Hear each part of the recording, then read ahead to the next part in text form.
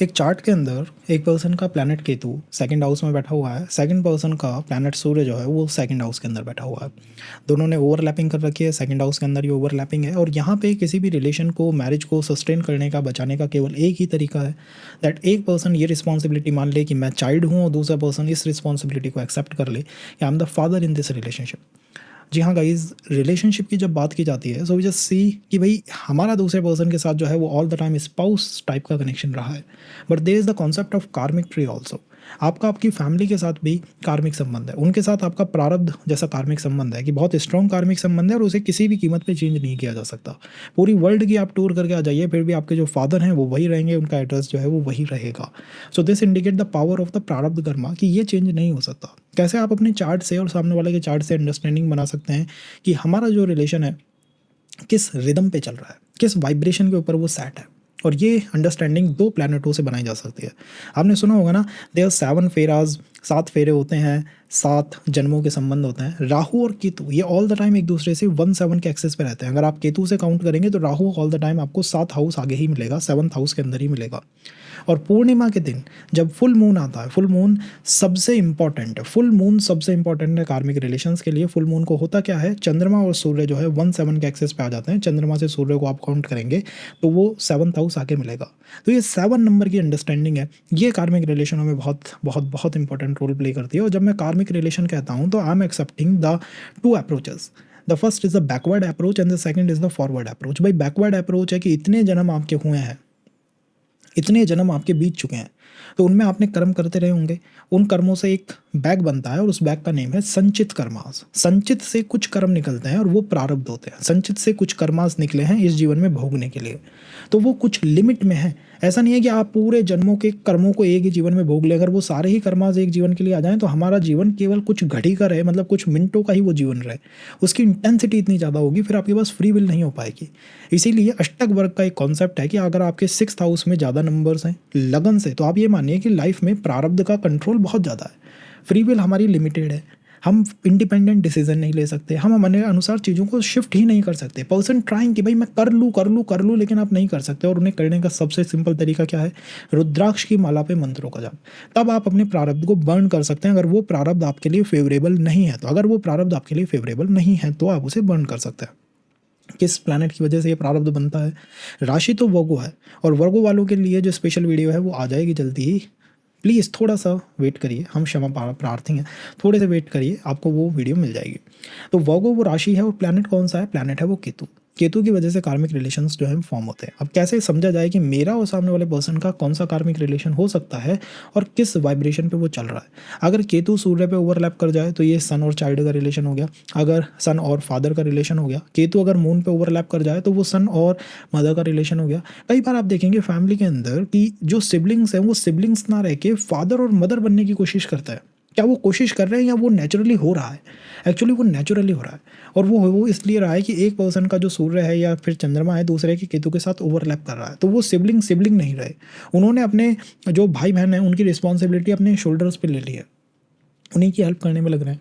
इसीलिए कई बार फैमिली से बाहर निकल जाना, घर से बाहर निकल जाना आपके लिए हेल्पफुल हो सकता है। आप उस कार्मिक रिस्पॉन्सिबिलिटी से बच जाएंगे, अदरवाइज सारी बर्डन आपके शोल्डर्स पे है और कई बार वो आपके लिए हेल्पफुल नहीं होगा। ये चार्ट टू चार्ट डिपेंड करता है किस तरह का डायनामिक आपके चार्ट के अंदर सेट हो चुका है। तो अगर हम बात करें रिलेशनशिप की, ओनली फॉर द रिलेशनशिप, तो किस तरह से हम कर्मा केतु से समझ सकते हैं। 2 अप्रोच हैं, बैकवर्ड अप्रोच और फॉरवर्ड अप्रोच।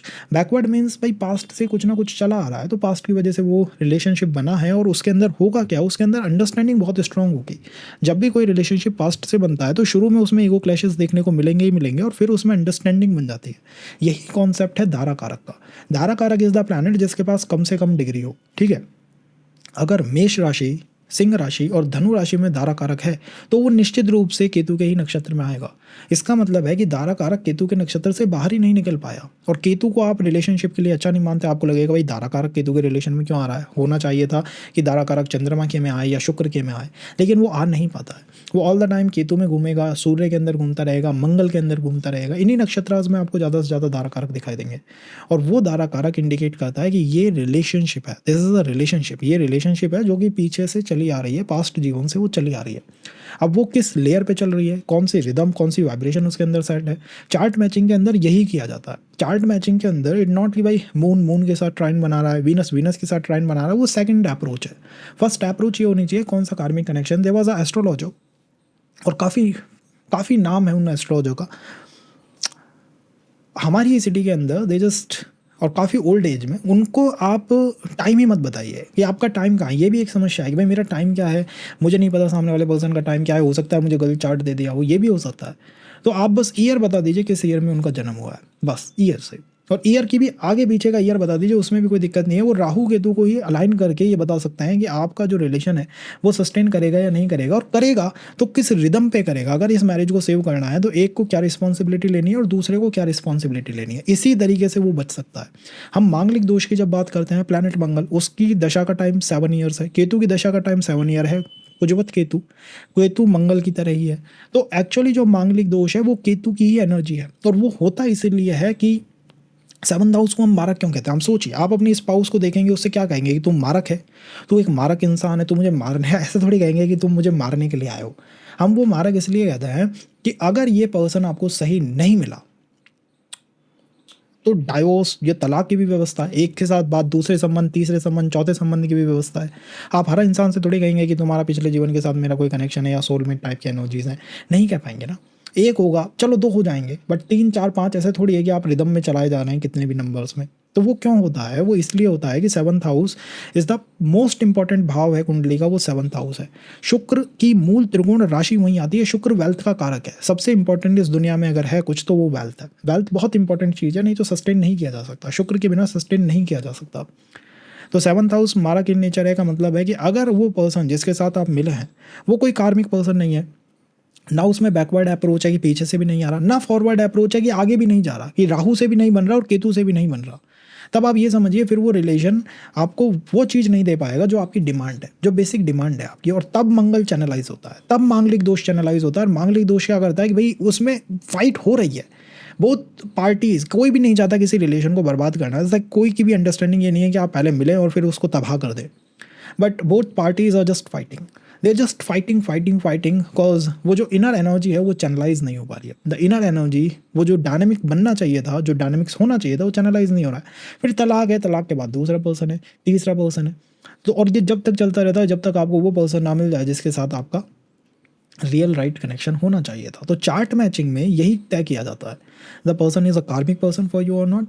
क्या ये सस्टेन करेगा या नहीं करेगा, करेगा तो किस डायनेमिक्स पे करेगा, मतलब इस रिदम पे डाल दीजिए इस संबंध को, तब ये सस्टेन कर जाएगा। और ये हम किससे करते हैं, हम बस केतु से, केतु के साइन से, केतु के हाउस, आपके दूसरे पर्सन के सूर्य चंद्रमा किसके ऊपर वो ओवरलैप कर रहा है उससे कर सकते हैं, राहु से कर सकते हैं, शनि से कर सकते हैं। अब शनि से इसे कैसे कनेक्ट किया जाएगा, इस सेशन के लिए थोड़ी सी समरी में लाल किताब से कि शनि जो है वो मजिस्ट्रेट है। हम ये मानते हैं ना कि शनि दंड देते हैं, ठीक है, शनि दंड देते हैं इंसान को, तो दंड देगा मतलब मजिस्ट्रेट है वो, ठीक है। अब किसी भी कोर्ट के अंदर 2 पक्ष होते हैं, फर्स्ट इज द प्रोसिक्यूशन होगा, बताएंगे कि भाई टेम्पटेशन आई थी, इसने क्या क्या गलत करा है, and second is the defend करेगा, कोई डिफेंस करेगा। केतु डिफेंस करते हैं, जो भी इंसान केतु की दशा में होता है, केतु से प्रभावित होता है, उसकी यही इंडिकेशन है, वो जा जाके लोगों को बताएगा देखो धन जो है वो किसी चीज़ का नहीं है, मोह माया है सारी दुनिया, मोक्ष पे ध्यान दो, लिबरेशन पे ध्यान दो। उसके अंदर से आता रहता है, अगर उसे कोई नहीं सुनता तो वो परेशान रहता है। राहु दूसरा प्लैनेट है, राहु टेम्पटेशन देगा, राहु चाहता है कि आप कुछ गलत करें, लाइक कुछ तो रॉन्ग करें जिससे कि आपके खिलाफ वो केस तैयार करे, और फिर शनि आपको दंड देते हैं। इसीलिए हमने एक पास्ट वीडियो करा था द सैटर्न और राहु का एक्सेस, और इसे आप चार्ट के अंदर चेक कर सकते हैं, इन्हें ही कार्मिक एक्सेस कहा जाता है। कार्मिक एक्सेस जस्ट सैटर्न राहु का कैसे बनता है, अगर आप अपने चार्ट के अंदर देखते हैं और शनि किसी राशि में है, मान लीजिए मेष राशि में, तो उसका डिस्पोजिटर कौन हुआ, मंगल हुआ। शनि ने मंगल को चुन लिया, भाई तुम बहुत इंपॉर्टेंट प्लैनेट हो मेरे लिए। तो अब केतु और राहु भी मंगल से किसी तरह का कनेक्ट बनाएंगे। केतु राहु कैसे बनाएंगे, केतु हो सकता है मंगल की उच्च राशि में बैठ गया हो, नीच राशि में बैठ जाए, मंगल के साथ बैठ जाए, मंगल को प्रभावित करे, मंगल की राशियों में बैठ के, या राहु ऐसा ही करे। इससे भी कार्मिक संबंध देखे जाता है, इससे अलग तरह के कार्मिक संबंध देखे जाते हैं जिनके ऊपर हम चर्चा जो है वो शनि के स्पेसिफिक वीडियो के अंदर करेंगे, शायद सैटर्न एंड कार्मिक relations. But for now planet Ketu, और केतु जिस हाउस के अंदर बैठा है हमें जॉल्ट महसूस होता है, कई बार रिलेशन ब्रेक होते हैं और आपको एकदम से जॉल्ट लगता है, भाई क्या हुआ, एकदम से सब कुछ मतलब कोलैप्स सा कर गया। तो वो एक्सट्रीम का जो पेन है वो केतु चैनलाइज करता है। केतु उसे क्यों चैनलाइज कर रहा है, कोई प्लैनेट आपके लिए दुश्मन नहीं है, वो उसे चैनलाइज कर रहा है ताकि आप ये समझ सके कि एकदम से आपको पास्ट की याद आ सके, जैसे ट्रॉमा होता है ना, कई बार जिनकी याददाश्त चली जाती है उनको एकदम से सब कुछ याद दिलाने के लिए एक पूरा सिस्टम बनाया जाता है, उनको वो फिल्म दिखाई जाती है ऐसा ऐसा कुछ हुआ था जिससे कि उन्हें याद आए। और ये दारा कारक का केतु के ही नक्षत्र में होना इंडिकेट इसी बात को करता है कि जब भी कोई रिलेशन ब्रेक होगा तो उसका इम्पैक्ट सीधा सीधा सीधा उस हाउस पे आएगा जिसमें केतु बैठा है। किसी पर्सन का हो सकता है कि प्रोफेशन ही कोलैप्स कर जाए, केतु 10th हाउस में होगा। किसी पर्सन का हो सकता है कि 5th हाउस इमोशनल भाव, एजुकेशन एंड ऑल कोलैप्स कर जाए, केतु 5th में होगा। केतु 4th में आपका पूरा का पूरा हाउस, होम का एनवायरनमेंट ही कोलैप्स कर सकता है। 2nd हाउस में आपकी स्पीच, आपकी फैमिली, आपका सस्टेनमेंट, आपको ऐसा महसूस होगा कि अब लाइफ को जिया कैसे जाए, लाइफ को दोबारा कैसे शेप दिया जाए, मोल्ड किया जाए। केतु जिस हाउस में बैठता है उसमें हमें जॉल्ट महसूस होता है एकदम से, जब भी कोई कार्मिक रिलेशन जो है झटका खाता है जिसमें समस्याएं आती हैं। And the second thing is कि केतु से त्रिकोण की राशियाँ, केतु हमेशा एक त्रिकोण लगा के कुंडली में बैठते हैं। राहु और केतु ये त्रिकोणों में चलते हैं, त्रिकोण लगा के बैठते हैं, बिकॉज इनका एक बिहेवियर है, वर्क करने का एक तरीका है। तो केतु का जो त्रिकोण होगा वो बहुत इंपॉर्टेंट त्रिकोण होता है। केतु जिस राशि में बैठे हैं, जिस हाउस के अंदर बैठे हैं, उससे एक त्रिकोण बनता है। क्या वो धर्म का है, अर्थ का है, मोक्ष का है या काम का है? अगर वो धर्म का है तो हो सकता है कि आप अपनी रिस्पॉन्सिबिलिटीज़ को परफॉर्म ना कर पाएँ, जैसे ही कोई रिलेशन ब्रेक हो। अगर वो मोक्ष का है, मतलब वाटर साइन के अंदर केतु बैठ गए 4, 8, 12 हाउसेज में, या फिर कैंसर, स्कॉर्पियो या पाइसेस में बैठ गए, तो मोक्ष हमें एकदम से लगेगा कि लाइफ में अब कुछ भी बचा नहीं है, मतलब अब किसी भी चीज़ का कोई सेंस ही नहीं बनता मेरे लिए, ये हमें महसूस हो सकता है। तो इस तरह से केतु नए नए तरीक़ों से, नई नई अप्रोचेस से कार्मिक रिलेशंस को बनाते रहते हैं। केतु का 7 ईयर की दशा का होना, सप्तऋषि मंडल का होना, केतु और राहु का एक्सेस हमेशा 1/7 पे रहना, और चंद्रमा और मून का पूर्णिमा के समय 1/7 पे आना, इन्हीं कार्मिक एक्सेस को, कार्मिक ऊर्जाओं को रिप्रेजेंट करता है। फुल मून जो है वो कार्मिक रिलेशंस के लिए सबसे ज़्यादा इंपॉर्टेंट होता है, और न्यू मून अमावस के समय कार्मिक रिलेशंस झटके खाते हैं। कार्मिक मैचिंग या चार्ट मैचिंग में आपको बस इतना पता होना चाहिए कि अगर ये संबंध बनेगा तो ये किस डायनेमिक्स पे बनेगा और ये किस तरीके से चलेगा। किसी भी संबंध का चलना उस पैटर्न को ही दिखाता है। अगर आपने उस पैटर्न को एक्सेप्ट कर लिया और बना लिया तो वो चल जाएगा, और अगर वो नहीं बनता है तो फैमिली से भी सेपरेशन आ जाता है। लाइक फिर सेपरेशन की आप ये समझिए कि कहीं से भी वो चैनलाइज हो सकता है। अगर आपका केतु 1st हाउस के अंदर है और सामने वाले का सूर्य 1st हाउस के अंदर है, तो वो दोनों ओवरलैप कर गए, कि मेरा केतु और इसका सूर्य जो है वो ओवरलैप कर गए। अब होगा क्या कि इन रिलेशंस के अंदर, मतलब केतु अगर सूर्य पे ओवरलैप करता है, चाहे वो कहीं पे भी करे, आपके पंचम भाव में सामने वाले के सूर्य पंचम भाव में बैठा है तो ओवरलैप हो गया। अब इन रिलेशंस में क्या होगा कि शुरू में बहुत ज़्यादा ईगो टसल्स आपको देखने को मिलेंगे, ईगो की इश्यूज़, ईगो की लड़ाइयाँ जो हैं वो आएंगे। पर्सन का हो सकता है अपने फादर के साथ उसी समय कोई डिटैचमेंट हो जाए, कोई फादर के अंदर कमियां दिखाई दे, मतलब जो आज बायोलॉजिकल फादर हैं उनके अंदर कोई कमियां दिखाई दे, उनसे कोई डिटैचमेंट हो जाए, सेपरेशन की भावनाएं आ जाएं, या फिर वहाँ कोई फाइट चैनलाइज हो जाए, या पर्सन महसूस करे कि मुझे भी जो फादर मिलने चाहिए थे वो इसी पर्सन जैसे मिलने चाहिए थे जो आज मेरे साथ कनेक्शन में है, मेरे साथ रिलेशन के अंदर है। द थर्ड इज़ कि पास्ट लाइफ में ये पर्सन जो हो सकते हैं वो एक दूसरे के साथ चाइल्ड और फादर के रिलेशन को हो सकता है शेयर करा हो, या फिर गुरु और टीचर के, गुरु और स्टूडेंट के रिलेशन को शेयर करके आए हों, और इनका जो संबंध है वो बहुत बहुत बहुत स्ट्रॉन्ग, केतु और सूर्य का कार्मिक संबंध बहुत स्ट्रॉन्ग कार्मिक संबंध होता है। बहुत स्ट्रॉन्ग इसलिए because Ketu all the time चाहता है कि उसकी भावनाओं को, उसकी फीलिंग्स को कोई प्लैनेट एक्सेप्ट करे, अप्रिशिएट करे, और सूर्य जो सर्वात्मा, तो सर्वात्मा उसे एक्सेप्ट करती है, उसको अप्रिशिएट करती है। सो दिस मीन्स कि केतु और सूर्य के अलाइनमेंट में अंडरस्टैंडिंग बहुत ऊंचे लेवल की बनती है, और ये निश्चित रूप से आध्यात्मिक अलाइनमेंट बनता है। इसके अंदर स्पिरिचुअल प्रोग्रेस होगी ही होगी, उसके अंदर तो कोई समस्या ही नहीं है, स्पिरिचुअल प्रोग्रेस होगी ही होगी। और ये बैकवर्ड अप्रोच को लेकर बैठा हुआ संबंध है, मीन्स पास्ट के अंदर बहुत ज़्यादा कार्मिक चीज़ें इन लोगों ने एक साथ करी हैं, स्पिरिचुअल चीज़ें एक साथ करी हैं, आध्यात्मिक चीज़ें एक साथ करी गई हैं, और उसी की वजह से ये संबंध चैनलाइज हुआ है, जिसमें एक पर्सन ने अपने आप को चाइल्ड माना है और दूसरे पर्सन ने अपने आप को गुरु या फिर टीचर या फिर फादर ऊंची अप्रोच के अंदर रखा है। तो एक तरफ से प्रोटेक्शन आता ही रहेगा इन संबंधों में, एक तरफ से प्रोटेक्शन आता ही रहेगा, उस प्रोटेक्शन को नहीं रोका जा सकता। Like the person is just trying to protect the other person. जिसका सूर्य है, अगर वो मेल है, मतलब मेल का सूर्य है और फीमेल जो है उनका केतु बैठा हुआ है, तो यहाँ पे संबंधों में थोड़ी डिस्टर्बेंस आपको देखने को मिल सकती है। और अगर ये वाइस वर्सा है, थोड़ा सा रिवर्स है, इधर सूर्य है उधर केतु है, तो फिर चीज़ें बहुत ईजी रहेंगी, या बहुत ईजी में आप ये समझ सकते हैं कि उन चीज़ों को चला पाना जस्ट थोड़ा सा इजी हो जाता है, उसके लिए थोड़ी सी इजी हो जाती है। और यहाँ पर ये बैकवर्ड अप्रोच है, पूरी तरह बैकवर्ड से आया हुआ कार्मिक संबंध है। और अगर इसके अंदर थोड़ा सा फॉरवर्ड अप्रोच आपको मिल जाए, मीन्स राहु का कोई इन्वॉल्वमेंट हो, कि राहु दूसरे के चंद्रमा पे बैठा है, इधर राहु और उधर प्लैनेटों का ओवरलैप हो रहा है, तो निश्चित रूप से ये संबंध फॉरवर्ड में जाएगा, भविष्य में जाएगा। और ये संबंध आप ये समझिए कि जो होता है ना कि भाई ब्रह्म विवाह की तरफ चलना, उस तरफ चलने की पूरी पूरी पावर को रखने वाला संबंध ये होता है, या फिर ये टेम्पल्स एंड ऑल के अंदर जो मैरिजेस दिखाई देती हैं उनको इंडिकेट करता है। बिकॉज ये संबंध पूर्ण रूप से आध्यात्मिक संबंध है, पूर्ण रूप से आध्यात्मिक संबंध है, जिसमें अंडरस्टैंडिंग का लेवल एक लिमिट से ऊपर है। अंडरस्टैंडिंग जो है वो बड़ी शानदार है। तो यहाँ अंडरस्टैंडिंग में कोई इशू नहीं आते, लेकिन ईगो की लड़ाई यहाँ दिखाई देंगी, शुरू में निश्चित रूप से दिखाई देंगी। अपनी फैमिली से एक पर्सन हो सकता है सेपरेट हो जाए, सेपरेटिव होना महसूस करे, तो ये भी हो सकता है। इसी संबंध के बनने के अराउंड अराउंड दूसरा पर्सन या पहला पर्सन, कोई भी पर्सन इनमें से अपनी एजुकेशन को रीस्टार्ट कर सकता है, एजुकेशन को वापस से प्राप्त करने की कोशिश कर सकता है। तो काफ़ी अच्छी चीज़ें हैं जो इस संबंध की वजह से चैनलाइज हो सकती हैं। आपको क्या समझना है कि एक के पास जो अप्रोच है वो चाइल्ड की है, दूसरे के पास अप्रोच जो है वो फादर की है। तो यहाँ पे फैमिली प्लानिंग एंड ऑल मतलब सारी चीज़ें बेस्ट ही रहती हैं। अंडरस्टैंडिंग शानदार है, अंडरस्टैंडिंग के अंदर ये अंडरस्टैंड करने वाले चार्ट हैं, तो यहाँ पे अंडरस्टैंडिंग का जो फियर है वो खत्म हो जाता है। सो सेकंड कार्मिक relation is Ketu and planet moon का कार्मिक रिलेशन। कई बार आपने देखा होगा ना संबंधों में सामने वाला पर्सन जो है वो मदर का रोल एक्वायर कर लेता है कि मैं तो मदर की तरह हूँ इस संबंध के अंदर, मेरी तरफ से सारे इमोशंस चैनलाइज होंगे, ऑल सेट, मैं पूरा इकोसिस्टम ही तुम्हारा सेट करने की कोशिश कर सकता हूँ। इस तरह की एनर्जी क्यों चैनलाइज होती है?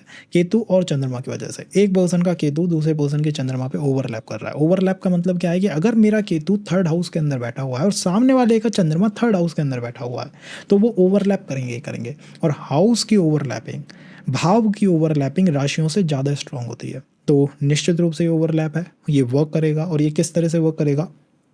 आपके इकोसिस्टम को चेंज करके रख देगा। यहाँ पे आपको सबसे ज़्यादा इमोशनल अंडरस्टैंडिंग अपने पर्सन से मिल सकती है, but in the start guys, in the start ये स्टार्ट वही ईगो टसल, ईगो टसल से स्टार्ट होता है। केतु के रिलेशन होते ही ईगो टसल से स्टार्ट है। शुरू में अंडरस्टैंडिंग में समस्याएं आती है बिकॉज एकदम से केतु चैनलाइज हुआ है, लेकिन विद टाइम ये कार्मिक संबंध सबसे स्ट्रॉन्ग कार्मिक संबंध बनते हैं। और ये बैकवर्ड अप्रोच को लेकर बैठे हैं। बैकवर्ड अप्रोच का मतलब है कि भाई पिछले जीवन में या तो इनमें से एक पर्सन दूसरे की मदर रहा है, मदर टाइप का कनेक्शन रहा है, मदर टाइप की एनर्जीज चैनलाइज हुई हैं, या फिर किसी एक पर्सन का मून आत्मकारक था पिछले जीवन में, तो उसने क्या करा है कि बहुत ज़्यादा टेकिंग केयर, मतलब दूसरे की कोशिश करिए कि इसके तो बस इमोशंस कोई हर्ट ना कर दे, इस तरह की कोशिश की गई है। तो इस जन्म में जब ये बनता है कि मेरा केतु दूसरे के चंद्रमा पे ओवरलैप कर गया, उसका चंद्रमा मेरा केतु कनेक्टेड है किसी तरह से, तो आप ये समझिए कि यहाँ मदर का एक्वायर कर लिया है किसी ने रोल। और ये रिलेशन उसी डायनामिक्स पे वर्क कर सकता है जब एक पर्सन मान ले कि मैं चाइल्ड हूँ, सेकंड पर्सन मान ले कि मैं मदर हूँ, तो मेरी तरफ से इमोशंस जाएंगे ही जाएंगे, ताकि इमोशनल एनर्जी गोइंग में जो ईगो टसल आती है ना वो खत्म हो जाए कि भाई ईगो अब रहा ही नहीं ना, वो अप्रोच आपने एक्सेप्ट कर ली कि भाई जो था, जो प्रारब्ध है उसे एक्सेप्ट ही करना पड़ता है। केतु पूरी तरह संचित कर्मास को दिखाता है, तो केतु कहता है कि भाई इसे एक्सेप्ट करना ही पड़ेगा, इसमें कोई इफ और बट है ही नहीं। तो जब आप इसे एक्सेप्ट कर लेते हैं तो चीज़ों में कोई इशू नहीं है। बट अगर आप इसे एक्सेप्ट नहीं करते हैं, यू से कि भाई सामने वाला पर्सन का मेरी मदर बनने की कोशिश कर रहा है, हाँ वो कोशिश कर रहा है और वो कोशिश करता रहेगा, क्या कर सकते हैं, इसमें कुछ किया नहीं जा सकता है। और ये समझ सकते हैं कि पिछले जीवन में जो भी हुआ है आप दोनों के बीच, वो कॉज ऑफ इमोशंस हुआ है, इमोशंस की वजह से वो हुआ है। और इस जीवन में या तो हो सकता है पिछली लाइफ के अंदर एक पर्सन दूसरे के इमोशंस को अंडरस्टैंड ना कर पाया हो, उन्हें अप्रिशिएट ना कर पाया हो, उन्हें एक्नॉलेज ना कर पाया हो। तो यहाँ एक चांस मिला है आपको, this is the chance given to you. आपको ईश्वर ने एक चांस दिया है कि भाई कोशिश करो ताकि इसको एक्वायर कर लो, इसको समझ जाओ, और समझने के बाद फॉरवर्ड अप्रोच में चले जाओ। तो ये बैकवर्ड अप्रोच से बना हुआ संबंध है कि पिछले से ही चलता आ रहा है। अब है फॉरवर्ड अप्रोच की आगे क्या होगा। भाई इस जीवन में भी तो कुछ कर्मास कर रहे हो ना, उसके लिए आपको राहु की ओवरलैपिंग्स देखनी पड़ेंगी कि राहु किस तरह से वर्कआउट कर रहा है मेरे चार्ट के अंदर, कौन सी दशाज हो सकते हैं जब पर्सन आपके जीवन में आएगा। वेल केतु की दशा में आ सकता है, चंद्रमा की दशा के अंदर आ सकता है, केतु और मून की वजह से है तो इन प्लैनेटों की वजह से आ सकता है। किस राशि में बैठा है उसको भी आप इंपॉर्टेंस दे सकते हैं, बट आई वुड से कि प्लैनेट बुध, प्लैनेट मून और प्लैनेट केतु, ये तीन प्लैनेट आपके कार्मिक रिलेशंस के लिए सबसे इंपॉर्टेंट प्लैनेट बनते हैं, जिसमें अप्रोच बैकवर्ड अप्रोच है, उसे आप चेंज नहीं कर सकते, वो उसी तरह से बनता हुआ आ रहा है। तो वो पुश फैक्टर है।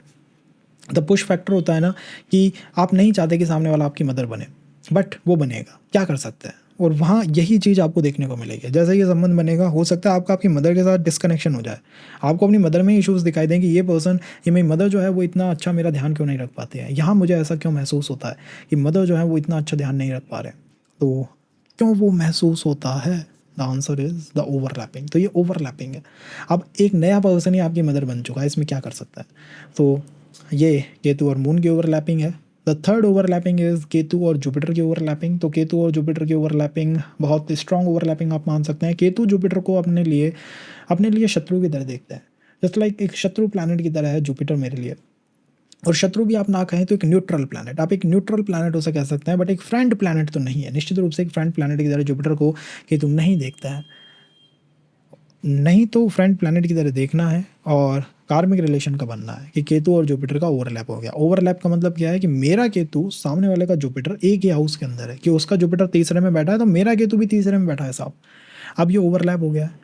अब ये ओवरलैप क्या कराएगा, ये ओवरलैप शुरू में तो आपको ईगो टसल्स दिखाएगा। केतु के रिलेशंस ईगो टसल से स्टार्ट होते हैं, निश्चित रूप से होते हैं। और ईगो टसल क्यों होगी, होगी कॉज ऑफ द एजुकेशन, होगी कॉज ऑफ द अंडरस्टैंडिंग, होगी cause of the Jupiter. Jupiter को इसमें परेशान होना पड़ेगा। तो जुपिटर क्या है, ज्ञान है। सामने वाला पर्सन एडवाइस देगा, आप कहेंगे मुझे एडवाइस नहीं चाहिए। सामने वाला पर्सन कहेगा थोड़ा फिलोसफिकल हो जाओ, जैसे मुझे भाई फिलोसफिकल नहीं होना। तो ये अंडरस्टैंडिंग में एक चैलेंज हमें दिखाई देता है, जिसमें सामने वाला person is just trying his best कि भाई आप समझ लो समझ लो समझ लो, and you are trying your best कि भाई नहीं समझना नहीं समझना नहीं समझना। तो यहाँ ये समस्याएं ला सकता है। अब आपको क्या एक्सेप्ट करना होगा कि इधर की तरफ से केतु है और उधर की तरफ से जुपिटर है, तो सामने वाला पर्सन टीचर बनने की कोशिश करेगा ही करेगा। और एक पर्सन को एक्सेप्ट करना होगा कि this person is the teacher. ये पूरी तरह से स्पिरिचुअल कनेक्शन है, इसके अंदर मटेरियल की थोड़ी सी भी कोई बातें नहीं है, मटेरियल की कोई बातें नहीं है, पूरी तरह से स्पिरिचुअल कनेक्शन है। आप और आपके पर्सन का एक बहुत बड़ा गोल जो है इस जीवन में सेट हुआ है, एंड दैट गोल इज़ पूरे के पूरे रिलीजन के अंदर ही ट्रांसफॉर्मेशन लाने का गोल। आपके आपके पर्सन की स्पिरिचुअल अंडरस्टैंडिंग एक लिमिट से ऊपर है, और जैसे ही पर्सन से मिलोगे आपका पूरा का पूरा अध्यात्म ही चैनलाइज हो जाएगा। अध्यात्म को चैनलाइज करके रख देगा सामने वाला पर्सन, और वो इधर भी होगा और वो उधर भी होगा, but in the start ego tassels दिखाई देंगे ही देंगे। और चिल्ड्रंस की बात, बच्चों की बात है, यहाँ पे बहुत सावधानी से करनी चाहिए, बिकॉज वो मैरिज में डेंट दे सकती हैं। समटाइम्स होता क्या है कि हम उन बातों को करते हैं जो कि सामने वाले पर्सन का प्लैनेट है जुपिटर। अब वो जुपिटर वैसे ही परेशान है आपके केतु से। आपने और जीव की बात कर दी, कि दो जीवों की बात आपने और कर दी, चिल्ड्रंस की बात आपने और कर दी, फैमिली प्लानिंग की बात आपने और कर दी, वो उसे अच्छा नहीं लग रहा है। इसीलिए मैंने कहा कि अध्यात्म, ज्ञान देना, एडवाइस देना, कंसल्टेशन एंड ऑल के वर्क में चला जाना, ये दिखाई देता है रिलेशन बनने के बाद और मैरिज होने के बाद। आप इसे यहीं तक रखिए, आप ऐसा मत करिए कि भाई फैमिली प्लानिंग करनी है, चिल्ड्रंस की बात करनी है, वहाँ पे फिर ये संबंध जो है वो परेशान हो सकता है, जॉल्ट महसूस कर सकता है, झटके खा सकता है, और संबंध को चलाने की कोशिश ज़्यादा करनी पड़ती है। अप्रोच बैकवर्ड ही है, लेकिन एक पर्सन ने अप्रोच ही ले लिया कि मैं टीचर हूँ, मैं समझाने की कोशिश करूँगा, मैं ज्ञान दूंगा। और केतु के पास हेड नहीं है, वो समझना चाहता नहीं है या समझ सकता नहीं है, वो खुद ही अपने आप को डिफेंड करता रहता है। तो यहाँ अगर आप दोनों एक ही नाव में सवार हो जाते हैं, एक ही कश्ती में सवार हो जाते हैं, और वो कश्ती है ज्ञान की कश्ती, या फिर आप कह सकते हैं कि भाई बस अध्यात्म, ज्ञान, भक्ति, ध्यान, इनकी बात करते हैं और कोशिश करते हैं ढूंढने की कि इस दुनिया में इस पर्सन में क्या ज्ञान में समस्या है, उस पर्सन के ज्ञान में क्या समस्या है, यही आप ट्राई करें तो संबंध आराम से चल जाएगा। केतु और जुपिटर के बाद केतु और मंगल की ओवरलैपिंग को हम देखें तो केतु और मंगल की ओवरलैपिंग इज जस्ट लाइक कुजवत केतु, कि भाई केतु है ही मंगल और मंगल की ओवरलैपिंग हो गई। मैरिज में मांगलिक दोष भी होता है। तो मांगलिक दोष क्यों होता है, पहले आप उसे चेक कर लीजिएगा। मांगलिक दोष का रीज़न क्या है? द रीज़न इज़ वो एनर्जी चैनलाइज नहीं हो पाती है। सामने वाला पर्सन उन चीज़ों को नहीं समझ पा रहा जो आपकी बेसिक डिमांड है।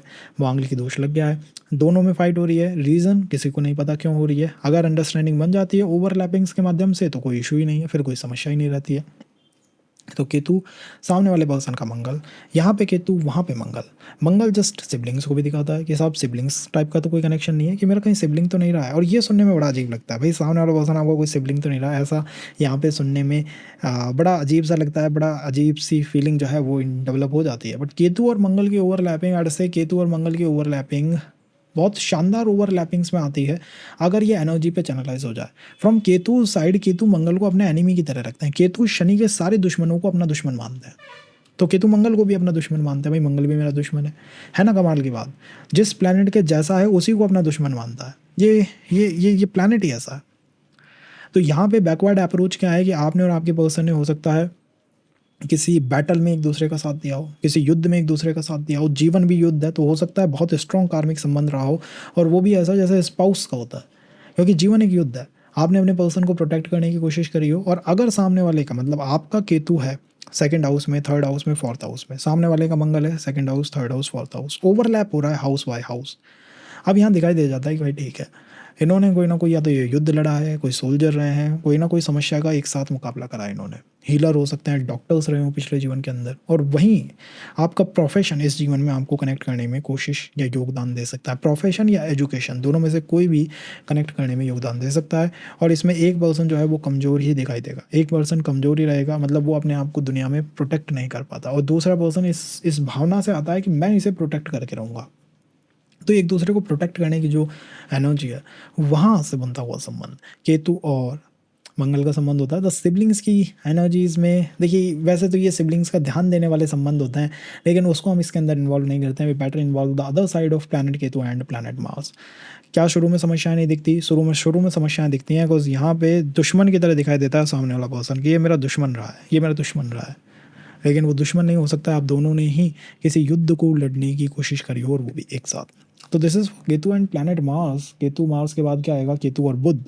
केतु और बुध और केतु और शुक्र, दोनों बड़े शानदार संबंध हैं। केतु और शुक्र को आप पहले लीजिए, या फिर केतु और बुध को लेते हैं। केतु और बुध का कार्मिक संबंध, केतु क्या है? केतु वो सब कुछ है जो इस वर्ल्ड को पार करने के लिए नहीं चाहिए, और केतु वो सब कुछ है जो ऊपर के लोकास में चलने के लिए चाहिए। केतु आपको परम ज्ञान प्रदान करने की कोशिश करता है। केतु आपको हमेशा डिफेंड करता रहता है। केतु बताता रहता है भाई ये चीज़ गलत है, वो चीज़ गलत है। बुध सामने वाले पर्सन का है, और ये दोनों ओवरलैप कर रहे हैं। आई एम सेइंग अबाउट ओवरलैपिंग्स, कि मेरा केतु जिस हाउस में है, सामने वाले का बुध भी उसी हाउस में। अब बताइए यहाँ पे क्या ट्यूनिंग जो है वो बन सकती है? तो मेरा केतु, सामने वाले का बुध, यहाँ पे ट्यूनिंग ऐसी बन सकती है कि ये बैकवर्ड संबंध है। फर्स्ट तो यही क्लियर हो गया कि हाँ भाई बैकवर्ड लिंकेज है, दोनों का बैकवर्ड कोई ना कोई कनेक्शन जो है वो रहा है।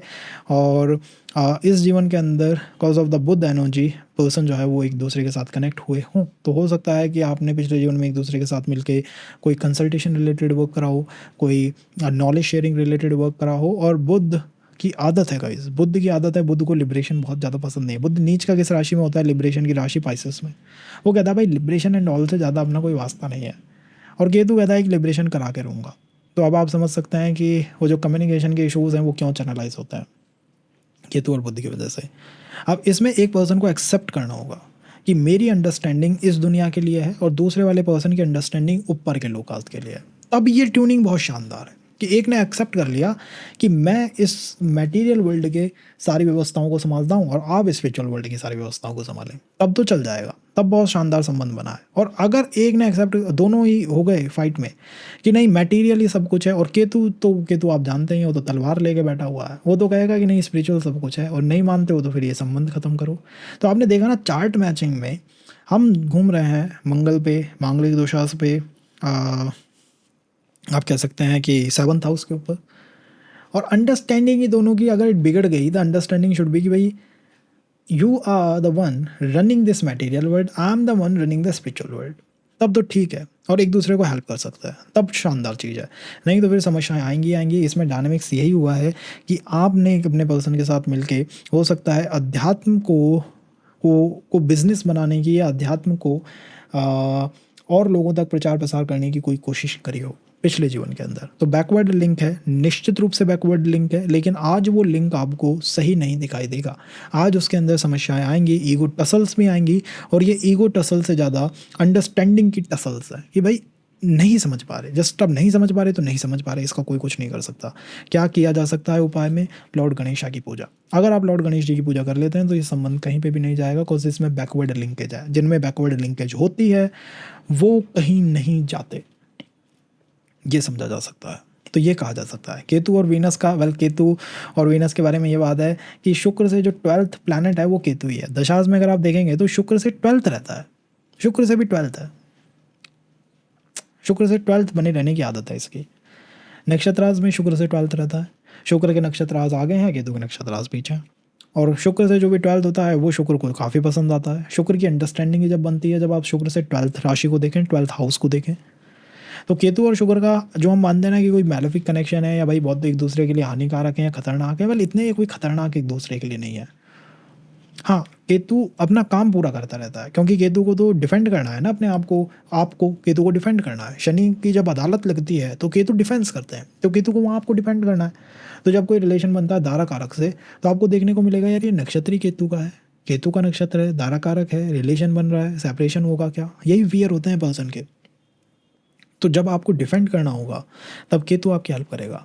और वो कैसे आपकी हेल्प करेगा, जैसे केतु और वीनस की ओवरलैपिंग हो गई, तो अब यहाँ पहली बात तो ये पता लगती है कि भाई मेरा केतु अगर चौथे भाव में है तो सामने वाले का वीनस चौथे भाव में है, इसका मतलब है ओवरलैपिंग है। ठीक है, ये बात हम समझ गए।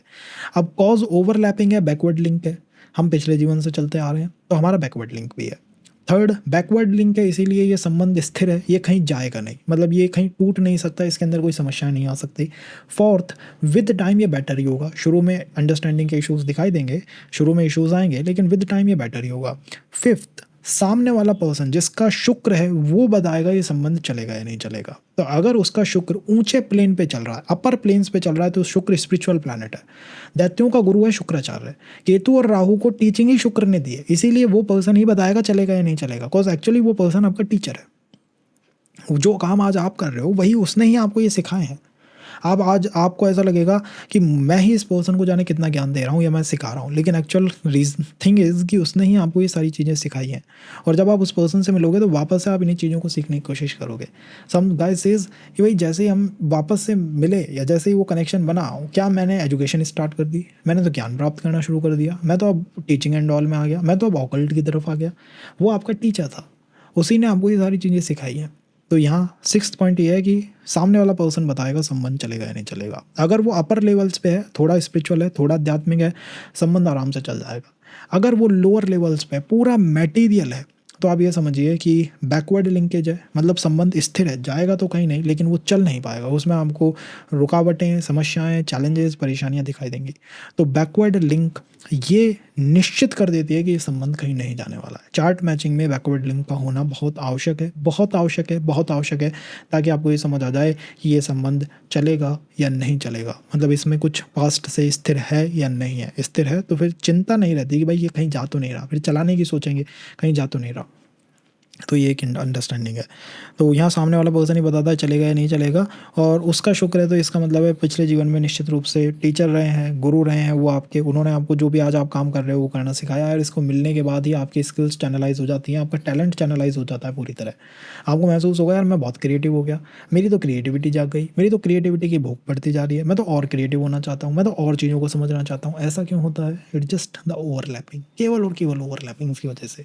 तो सामने वाले का प्लैनेट हमारे अगर केतु पे बैठा हुआ है तो निश्चित रूप से वो ओवरलैपिंग वर्क करती है, और वो ओवरलैपिंग बैकवर्ड लिंक को दिखाती है कि बैकवर्ड लिंक है, बैकवर्ड। फॉरवर्ड के ऊपर राहु है, फॉरवर्ड का मालिक वो है, वो बताता है आगे क्या होगा, लेकिन बैकवर्ड लिंक होना बहुत आवश्यक है गाइस, बहुत आवश्यक है। तो केतु और वीनस है, दैन केतु और राहु की ओवरलैपिंग है, तो ये ओवरलैपिंग इसके तो कहने ही क्या, केतु और राहु ओवरलैप कर रहा है, तो मतलब मेरा केतु चौथे भाव में, सामने वाले का राहु चौथे भाव में, तो ओवरलैप कर गए। अब इसमें दूसरी ओवरलैपिंग अंडरस्टूड है कि मेरा राहु 10वें भाव में ही होगा, कॉज मेरा केतु चौथे भाव में, तो मेरा राहु 10वें भाव में होगा, और वहाँ पे जो केतु है उस पर्सन का वो 10वें भाव में होगा। तो केतु राहु की ओवरलैपिंग जब भी बनती है, राहु केतु की बन जाती है, उसके साथ साथ बन जाती है। अब ये ओवरलैपिंग है क्या? ये वो संबंध है जो बड़े बड़े बड़े बड़े स्ट्रॉन्ग संबंध है। द बड़े स्ट्रॉन्ग कार्मिक संबंधों की जब बात आती है तब ये संबंध आता है। इनके अंदर ऊपर नीचे, अप डाउन, रोलर कोस्टर की तरह पूरे संबंध का बन जाना, बन के घूमते रहना, वो सब दिखाई देता है। ऑकल्ट की गहराइयों को ये रखते हैं, सारी कुछ एनर्जीज आप इसके अंदर समझिए कि मिली हुई है। लेकिन इस संबंध का जो जॉल्ट होता है ना, अगर ये ब्रेक पे आ गया तो इस संबंध का जॉल्ट सहन नहीं किया जा सकता। यही होता है केतु में राहु की दशा जब आती है, उन संबंधों का जो जॉल्ट होता है जब वो टूटने पे आएंगे तो उनको सहन नहीं किया जा सकता। यहाँ हुआ क्या है, यहाँ संबंध तो बहुत स्ट्रांग है, आप ये समझिए कि पूर्ण होना, एक दूसरे के साथ कंप्लीट होना। केतु के पास हेड ही तो नहीं है, दिमाग ही तो नहीं है, तो राहु उसको हेड दे देता है। इसका मतलब है इस जीवन में भी ये दोनों मिलके प्लानिंग कर रहे हैं, कुछ ना कुछ प्लानिंग करते हैं एक साथ मिलके, ये कर देंगे, वो कर देंगे, वो बदल देंगे, ये बदल देंगे, ये प्लानिंग करते रहते हैं। इनके साथ समस्या क्या है कि ये केवल अंधेरे में ही रहते हैं दोनों प्लानिट। भाई अगर सामने वाले का सूर्य है तो वो उजाले में रहता है, संबंध आगे चला जाएगा। चंद्रमा है, उजाले में रहता है, दिखता है ना आपको चंद्रमा, आप आंखों से देखोगे या टेलीस्कोप लाके भी देखोगे तो देख तो लोगे ना उसे, आप राहु को नहीं देख पाओगे। तो यहाँ दोनों ही प्लैनेट ऐसे हैं जो दिखाई नहीं देते। इसका मतलब है कि जब दोनों एक दूसरे से मिलते हैं तो बात ऐसे करेंगे, ये ऑकल्ट कर देंगे, वो ऑर्गेनाइजेशन डाल देंगे, ये काम कर देंगे, वो काम कर देंगे, कुछ ऐसा कर देंगे, कुछ वैसा कर देंगे। बहुत स्ट्रॉन्ग कार्मिक संबंध है, बैकवर्ड लिंक बहुत खतरनाक है, और पिछले जीवन में भी ये सब काम करके आए हो।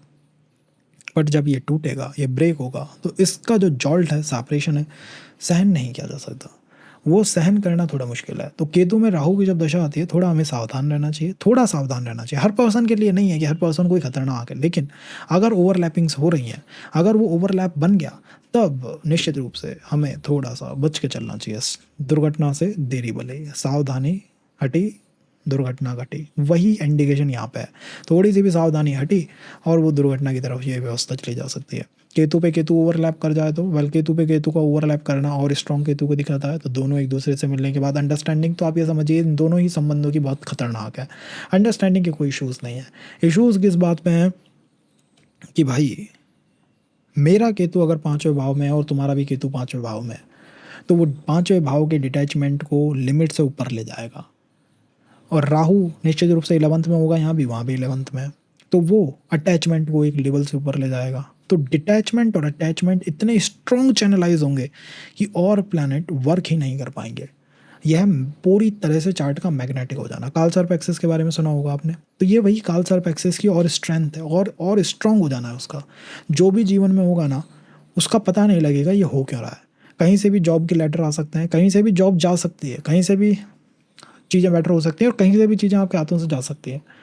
अंडरस्टैंड नहीं कर पाओगे दुनिया में चल क्या रहा है और मेरे साथ हो क्या रहा है। अब वो अंडरस्टैंडिंग खोने वाले संबंध राहु पे राहु और केतु पे केतु की ओवरलैपिंग है, बहुत स्ट्रांग है, बहुत पावरफुल है। और अगर सब कुछ बेस्ट चलता है तो आप ये समझिए इसमें पर्सन कोई भी डिसीजन ले सकता है, मतलब कोई भी डिसीजन कहीं पे भी लिया जा सकता है। उसमें उसको कोई ना डर है ना फियर है, मतलब वो अपने आप को ये मानता है कि मैंने दुनिया को जीत लिया है बस। दोनों एक दूसरे के साथ मिलके कोई बहुत बड़ी ऑर्गेनाइजेशन एंड ऑल डालना, ऐसा सोचते हैं। और ये इस जीवन में भी इसीलिए आए हैं कि इन्हें कुछ ऐसा करना है। क्या वो कर पाएंगे? फॉरवर्ड लिंक राहु की राहु पे फॉरवर्ड लिंक है, तो निश्चित रूप से कर सकते हैं। तो कोई समस्या की तो बात है नहीं। जो आपको बहुत ज़्यादा वो ऐसे संबंध दिखाई देता है ना, जिसमें एक पर्सन बिल्कुल बिल्कुल टू द एक्सट्रीम पे चला जाता है, बिल्कुल किनारे पे खड़े हो गए, वो ये कार्मिक संबंध है। इन पे पर्सन किनारे पे खड़ा हो जाता है, बिकॉज अंडरस्टैंडिंग उसकी वैसे ही लॉस्ट है। केतु पे केतु जब बैठेगा, दोनों ही हेड नहीं है दोनों के ही पास। राहु पे राहु, उनका हेड किसी दूसरी जगह लगा हुआ है, तो एक दूसरे से जब बात करेंगे तो माथे में दिमाग के अंदर कुछ नया ही चलता रहेगा। अब किस तरह से वो चल रहा है, कौन सी राशि है, वो सब भी बातें हैं, लेकिन ओवरलैपिंग सबसे स्ट्रांग है। इसके बाद आती है साइन की ओवरलैपिंग, राशियों की ओवरलैपिंग।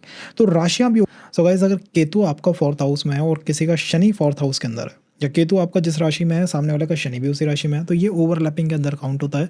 इसमें होगा क्या कि बैकवर्ड लिंक आपको दिखाई देगी कि ये जो संबंध है ये पास्ट से चलता हुआ आ रहा है। इट जस्ट कोई नया संबंध नहीं है, पास्ट से कार्मिक एनर्जीज इसके अंदर फ्लो हो रही है। किस तरह की कार्मिक एनर्जीज हैं? वेल शुरू में तो आपको ये मिनी रिपीट दिखाई देगा, जैसा पास्ट के अंदर हुआ है उन्हीं चीज़ों का रिपीटेशन आपको इसके अंदर दिखाई दे सकता है कि ऐसे जीवन रहा हो। शुरू में हो सकता है सफोकेटिंग आपको लग जाए, शुरू में हो सकता है आपको इंट्यूशन एकदम से चैनलाइज हो जाए। और शनि जो है वो दंड विधान के स्वामी है और केतु डिफेंसिव प्लैनेट है। शनि के कानून में, शनि के कोर्ट के अंदर केतु डिफेंस का लॉयर है, डिफेंस को इंडिकेट करता है। तो इट मीन्स कि एक पर्सन यहाँ पे डिफेंड करता रहेगा अपने आप को, और दूसरा पर्सन जो है वो जजमेंट पास करने की कोशिश करता रहेगा। इसी वजह से ये सफोकेटिंग हो सकता है, ये संबंध सफोकेटिंग के अंदर जा सकता है। तो जब भी केतु और शनि का संबंध बनता है, तो first point is this is from the past, past से आ रहा है। सेकंड, जो भी पास्ट में हुआ है उसका मिनी रिपीट देखने को मिलेगा, तो आप कोशिश मत करिएगा ये समझने की ये क्यों हो रहा है, वो क्यों हो रहा है, वो क्यों हो रहा है, क्योंकि वो समझ नहीं आएगा। द थर्ड थिंग इज कि केतु वाला पर्सन और राहु जो शनि वाला पर्सन है, उनके बीच आपको जो सफोकेटिंग एनर्जीज हैं वो दिखाई दे सकती हैं। अंदर रीज़न क्यों वो सफोकेटिंग हो रहा है, बिकॉज एक पर्सन उस पास्ट के रोल को चेंज नहीं होने देना चाहता है, और वो पर्सन कौन है?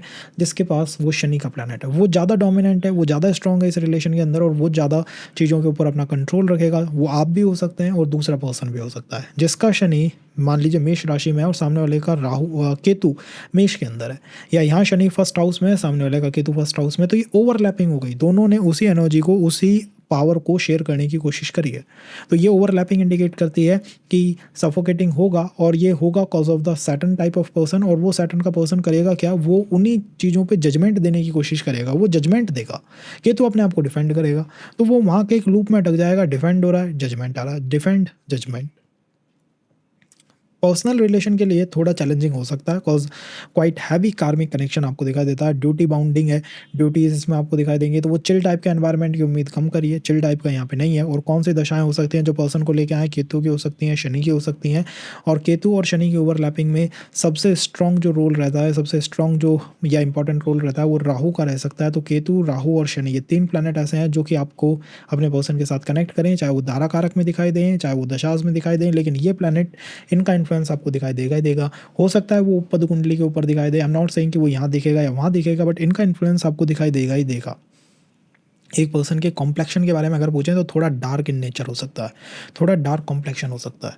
केतु के पास तो मणि है, केतु के माइंड पे, माथे पे वो मणि चमकती रहती है मिस्टिकल पावर्स की, बट शनि जो है उसका कॉम्प्लेक्शन थोड़ा डार्क इन नेचर है। और शनि के साथ मैरिज में भी इशूज़ हैं। तो केतु और शनि की ओवरलैपिंग जस्ट लाइक सामने वाले के बॉसी नेचर को दिखाती है कि भाई ये बॉसी है, बिल्कुल जजमेंट देता है। जजमेंट क्यों देता है, ये आप हो सकता है कंसर्न आपका हो, आप क्वेश्चन पूछें भाई ये जजमेंट देने की कोशिश क्यों कर रहा है। The answer is overlapping. ये ओवरलैपिंग है, इसी वजह से वो जजमेंट सामने वाले की तरफ से आ रहा है।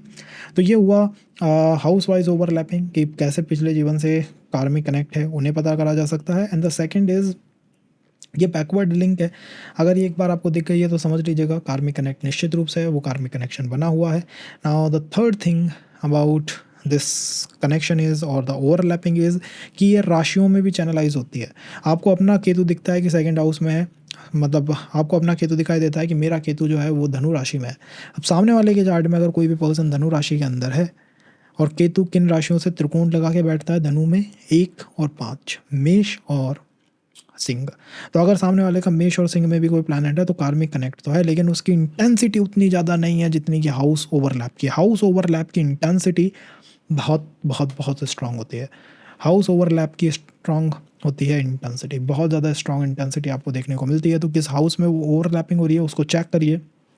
राशिज़ में आप कर सकते हैं, आई एम नॉट सेइंग राशिज़ में वो वर्क नहीं करता, वो वर्क करता है। अगर मेरा केतु मेष राशि में और सामने वाले का शुक्र जो है मेष राशि में है, तो निश्चित रूप से मेष की एनर्जीज़ को वो शेयर कर रहे हैं, तो वो ओवरलैपिंग केतु और शुक्र जैसी ही होगी, लेकिन उसकी इंटेंसिटी थोड़ी कम होगी। इंटेंसिटी के मामले में वो कम होगा, का मतलब है कि हो सकता है मिले हों, बिछड़ गए हों, इस तरह का संबंध। और मेष से ही त्रिकोण की राशियाँ कौन कौन सी हैं, सिंह है और धनु है। तो इनमें भी अगर सामने वाले का शुक्र होता है तो भी कनेक्शन बन सकता है, बट मिले थे बिछड़ गए थे, उस तरह की एनर्जी आपको दिखाई देगी कि भाई मिलना और बिछड़ना जो है वो यहाँ से दिखाई देता है। तो ओवरलैपिंग्स के मामले में हाउस की ओवरलैपिंग सबसे स्ट्रॉन्ग, राशियों की ओवरलैपिंग उससे थोड़ा कम, और त्रिकोण की राशियों की ओवरलैपिंग और ज़्यादा कम हो जाती है। तो ये 3 वेज हैं जैसे कि आप चार्ट मैचिंग इजीली कर सकते हैं और केतु से अंडरस्टैंड कर सकते हैं कि पास्ट लाइफ में किस तरह का कार्मिक संबंध रहा है, मदर फादर का, सिबलिंग्स का, एक दूसरे के साथ रिस्पॉन्सिबिलिटी शेयर करी है, कोई किसी का बॉस रहा है या कोई किसी का रियलिटी में पार्टनर ही रहा है, तो किस तरह की वो एनर्जीज़ हैं उनका हम पता लगा सकते हैं आसानी से। 4 टाइप के हाउसेस हैं। जब भी Ketu first house, 5th house, 9th house में होता है तो वो धर्म की एनर्जीज़ को रखता है। 4th house, 8th house, 12th house में होता है तो मोक्ष की एनर्जीज़ को रखता है। 2nd house, 6th house, 10th में होता है तो वो अर्थ की एनर्जीज़ को रखता है। और 3rd, 7th और 11th में होता है तो वो काम की एनर्जीज़ को रखता है, डिज़ायर्स की एनर्जीज़ को रखता है। प्लैनेट केतु आपका पास्ट से आ रहा जो संबंध है उसकी इंटेंसिटी को कंट्रोल करता है, और इंटेंसिटी को दिखाता है, एक्चुअली ये बैकवर्ड लिंक को दिखाता है कि मेरा और इस पर्सन का कोई बैकवर्ड लिंक है या नहीं है। और मैरिज को, रिलेशन को सस्टेन करने में केतु का बहुत इंपॉर्टेंट रोल है। अगर आप उस प्लैनेट की एनर्जी को इन्वोक ही नहीं करेंगे, इन्वोक करने का मतलब है कि भाई ये एक रिदम पे चल रहा है, ये एक रिदम पे चल रहा है ऑल द टाइम। ये ऐसा नहीं है कि भाई बस ये सामने वाला पर्सन हर जीवन में एक स्पाउस ही रहा है, ऐसा ऑल द टाइम नहीं हो सकता है, जस्ट नॉट पॉसिबल। तो वो हो सकता है एनर्जी किसी दूसरी तरह की आ रही है, डिफरेंट तरह की आ रही है, आपका कोई डिफरेंट रोल हो उसके अंदर।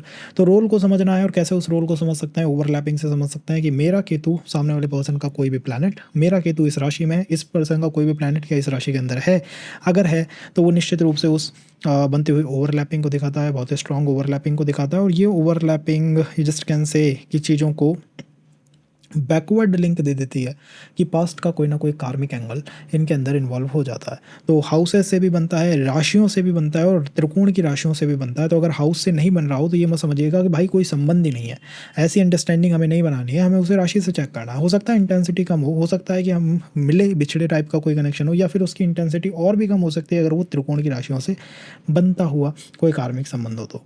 तो अगर मेरा केतु फर्स्ट हाउस में है, इसका मतलब है कि मैं जॉल्ट जो भी अगर कोई संबंध टूटेगा, कभी भी अगर कोई संबंध टूटेगा तो उसकी उस संबंध का ब्रेक होना, केतु खुद चाहता है कि कोई संबंध ब्रेक हो, कोई संबंध आके टूटे, इसलिए टूटे कि आपका ध्यान वापस से उस चीज़ की तरफ जाए जो कि हम भूल चुके हैं। लाइक कोई ना कोई ऐसी चीज़ होगी ना जिसे हम भूल चुके हैं। माया का इतना प्रभाव है, जब हम दुनिया में आते हैं थोड़े समय बाद हमारी अंडरस्टैंडिंग हो जाती है, एक फ़ोन लेना है, एक बढ़िया घर लेना है, बढ़िया गाड़ी लेनी है। केतु अगर हमें दूर से भी दिखाई देता है तो हम केतु से भगने की कोशिश करते हैं, भाई बाद में मिलना, बाद में टकराना, अभी हमारे पास तेरे लिए टाइम नहीं है। बट आत्मा इन चीज़ों के अंदर नहीं है। आत्मा नोज कि भाई हो सकता है आपका कोई कार्मिक संबंध हो सकता है आपको उन चीज़ों को याद करना हो। पूरा सेशन आपको शुरू से देखना होगा, तब आप जाके इस बात को समझ पाएंगे क्यों मैं ऐसा कह रहा हूँ। तो केतु की वजह से ऐसी चीज़ें होती हैं। और केतु आपको ये समझिए, अगर आप केतु की एनर्जीज़ को इन्वोक कर देते हैं तो केतु अगर कोई संबंध को ब्रेक करते हैं, छोटे मोटे संबंध अगर टूटते हैं, तो सारा का सारा उसका इन्फ्लुएंस कहाँ पे मिलता है, वहाँ पे आता है जहाँ पे केतु बैठा हुआ है। जिस हाउस में केतु बैठा हुआ है ना, वहीं पे सारा संबंध आएगा, उसका पूरा का पूरा इन्फ्लुएंस ही वहाँ पे आके टकराएगा। आदमी कोलैप्स कर सकता है, उसका इकोसिस्टम कोलैप्स कर सकता है, बट थोड़े ही समय बाद आप उससे बाहर भी निकल आएंगे। और वो इसलिए निकल आएंगे कि आप अंडरस्टैंडिंग बना लेंगे, भाई मेरे केतु 10th हाउस में है, मेरा जो संबंध है उसकी वजह से सारी समस्याएं मुझे प्रोफेशन पे ही आती हैं। ऊपर जा सकता है, नीचे जा सकता है, तो आप अंडरस्टैंडिंग बना लेंगे भाई कि प्रोफेशन एंड ऑल ये चीज़ें भी वास्तविक सच नहीं है। असली सच जो है वो ईश्वर है। तो अगर किसी का केतु फर्स्ट हाउस के अंदर बैठा हुआ होगा तो चेक करिए सामने वाले पर्सन का क्या कोई प्लैनेट फर्स्ट हाउस के अंदर है। अगर है तो निश्चित रूप से उसका और आपका कार्मिक संबंध है, बैकवर्ड लिंक है, पिछले जन्म से वो चला आ रहा है। दोनों ने मिलके एक दूसरे की पर्सनालिटी एटीट्यूड को समझने की कोशिश करी है और उसके ऊपर वर्क करा है। तो काफ़ी स्ट्रॉन्ग कार्मिक कनेक्शन यहाँ पे दिखाई देता है। इमोशंस इसके अंदर होंगे, कॉज फर्स्ट से फोर्थ हाउस जो है वो इमोशंस के भाव हैं और धर्म का त्रिकोण है। तो धर्म का त्रिकोण मीन्स एक दूसरे की रिस्पॉन्सिबिलिटीज़ को शेयर करना, एक दूसरे को अवॉइड नहीं करना, रिस्पॉन्सिबिलिटीज़ को शेयर करना। बट जब भी कोई कनेक्शन ब्रेक होगा, उसका जो जॉल्ट होगा वो आपको सीधा लगन में आके दिखाई देगा। आपका पूरा का पूरा इकोसिस्टम कोलैप्स कर सकता है, पूरा इकोसिस्टम। आप एकदम से डिटैच हो जाएंगे दुनिया से और ईश्वर के तरफ मुड़ जाएंगे, मंदिरों में जाना शुरू कर देंगे, टेम्पल्स, आपको लगेगा ईश्वर के अलावा आप कहीं से बचाव है ही नहीं। इसीलिए 7th हाउस के राहु के सेशन में आई साइड कि जितने संबंध टूटते जाएंगे उतनी ही अंडरस्टैंडिंग हमारी रिलेशंस के टुवर्ड डेवलप होती जाएगी कि इनमें कुछ रखा ही नहीं है। ऐसा पर्सन को विद टाइम महसूस हो सकता है।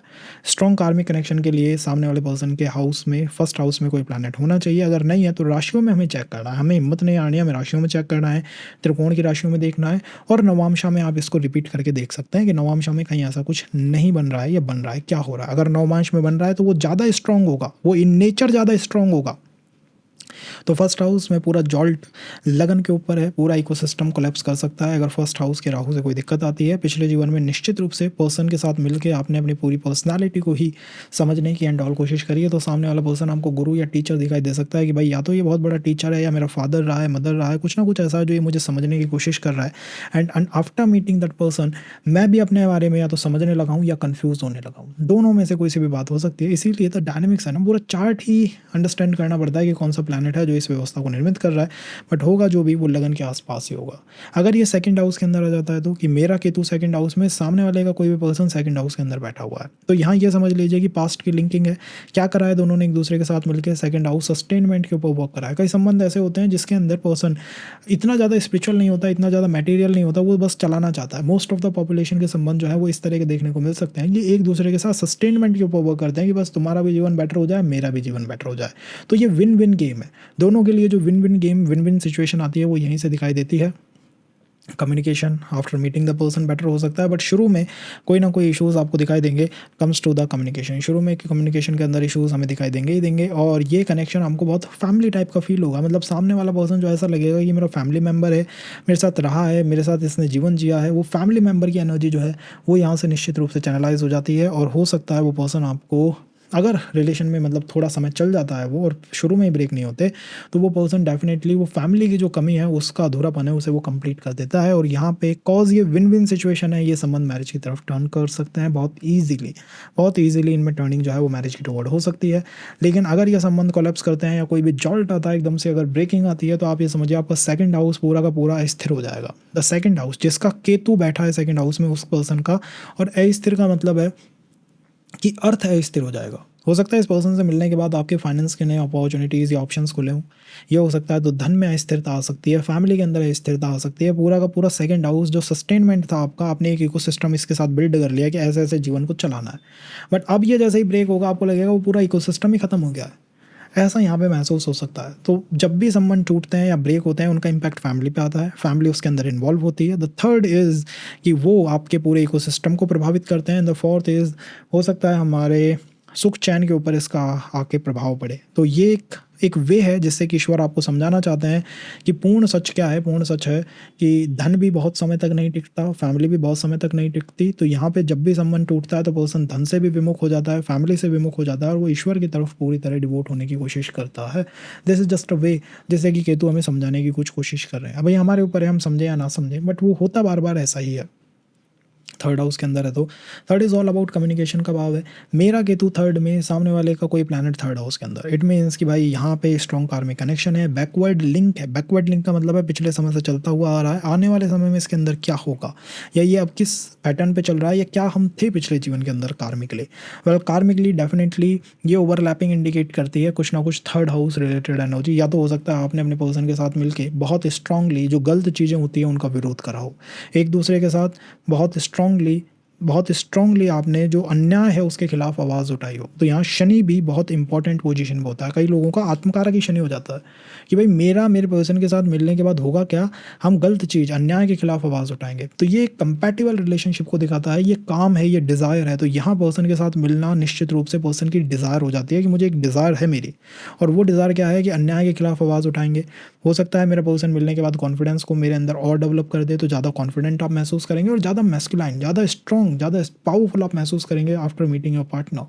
बट जब भी रिलेशन में कोई जॉल्ट आएगा उसका इम्पैक्ट थर्ड हाउस पे जाएगा, चाहे वो सिबलिंग्स हो, सिबलिंग्स के साथ कनेक्शन डिस्टर्ब हो सकते हैं, या फिर आपको देखने को मिलेगा कि मेरा जो पूरा का पूरा कम्युनिकेशन का सिस्टम था, जिस तरह से हम डिस्कशन करते थे, बातचीत करते थे, उसके अंदर कोई समस्या आ रही है, तो ये थर्ड हाउस के ऊपर इम्पैक्ट आएगा।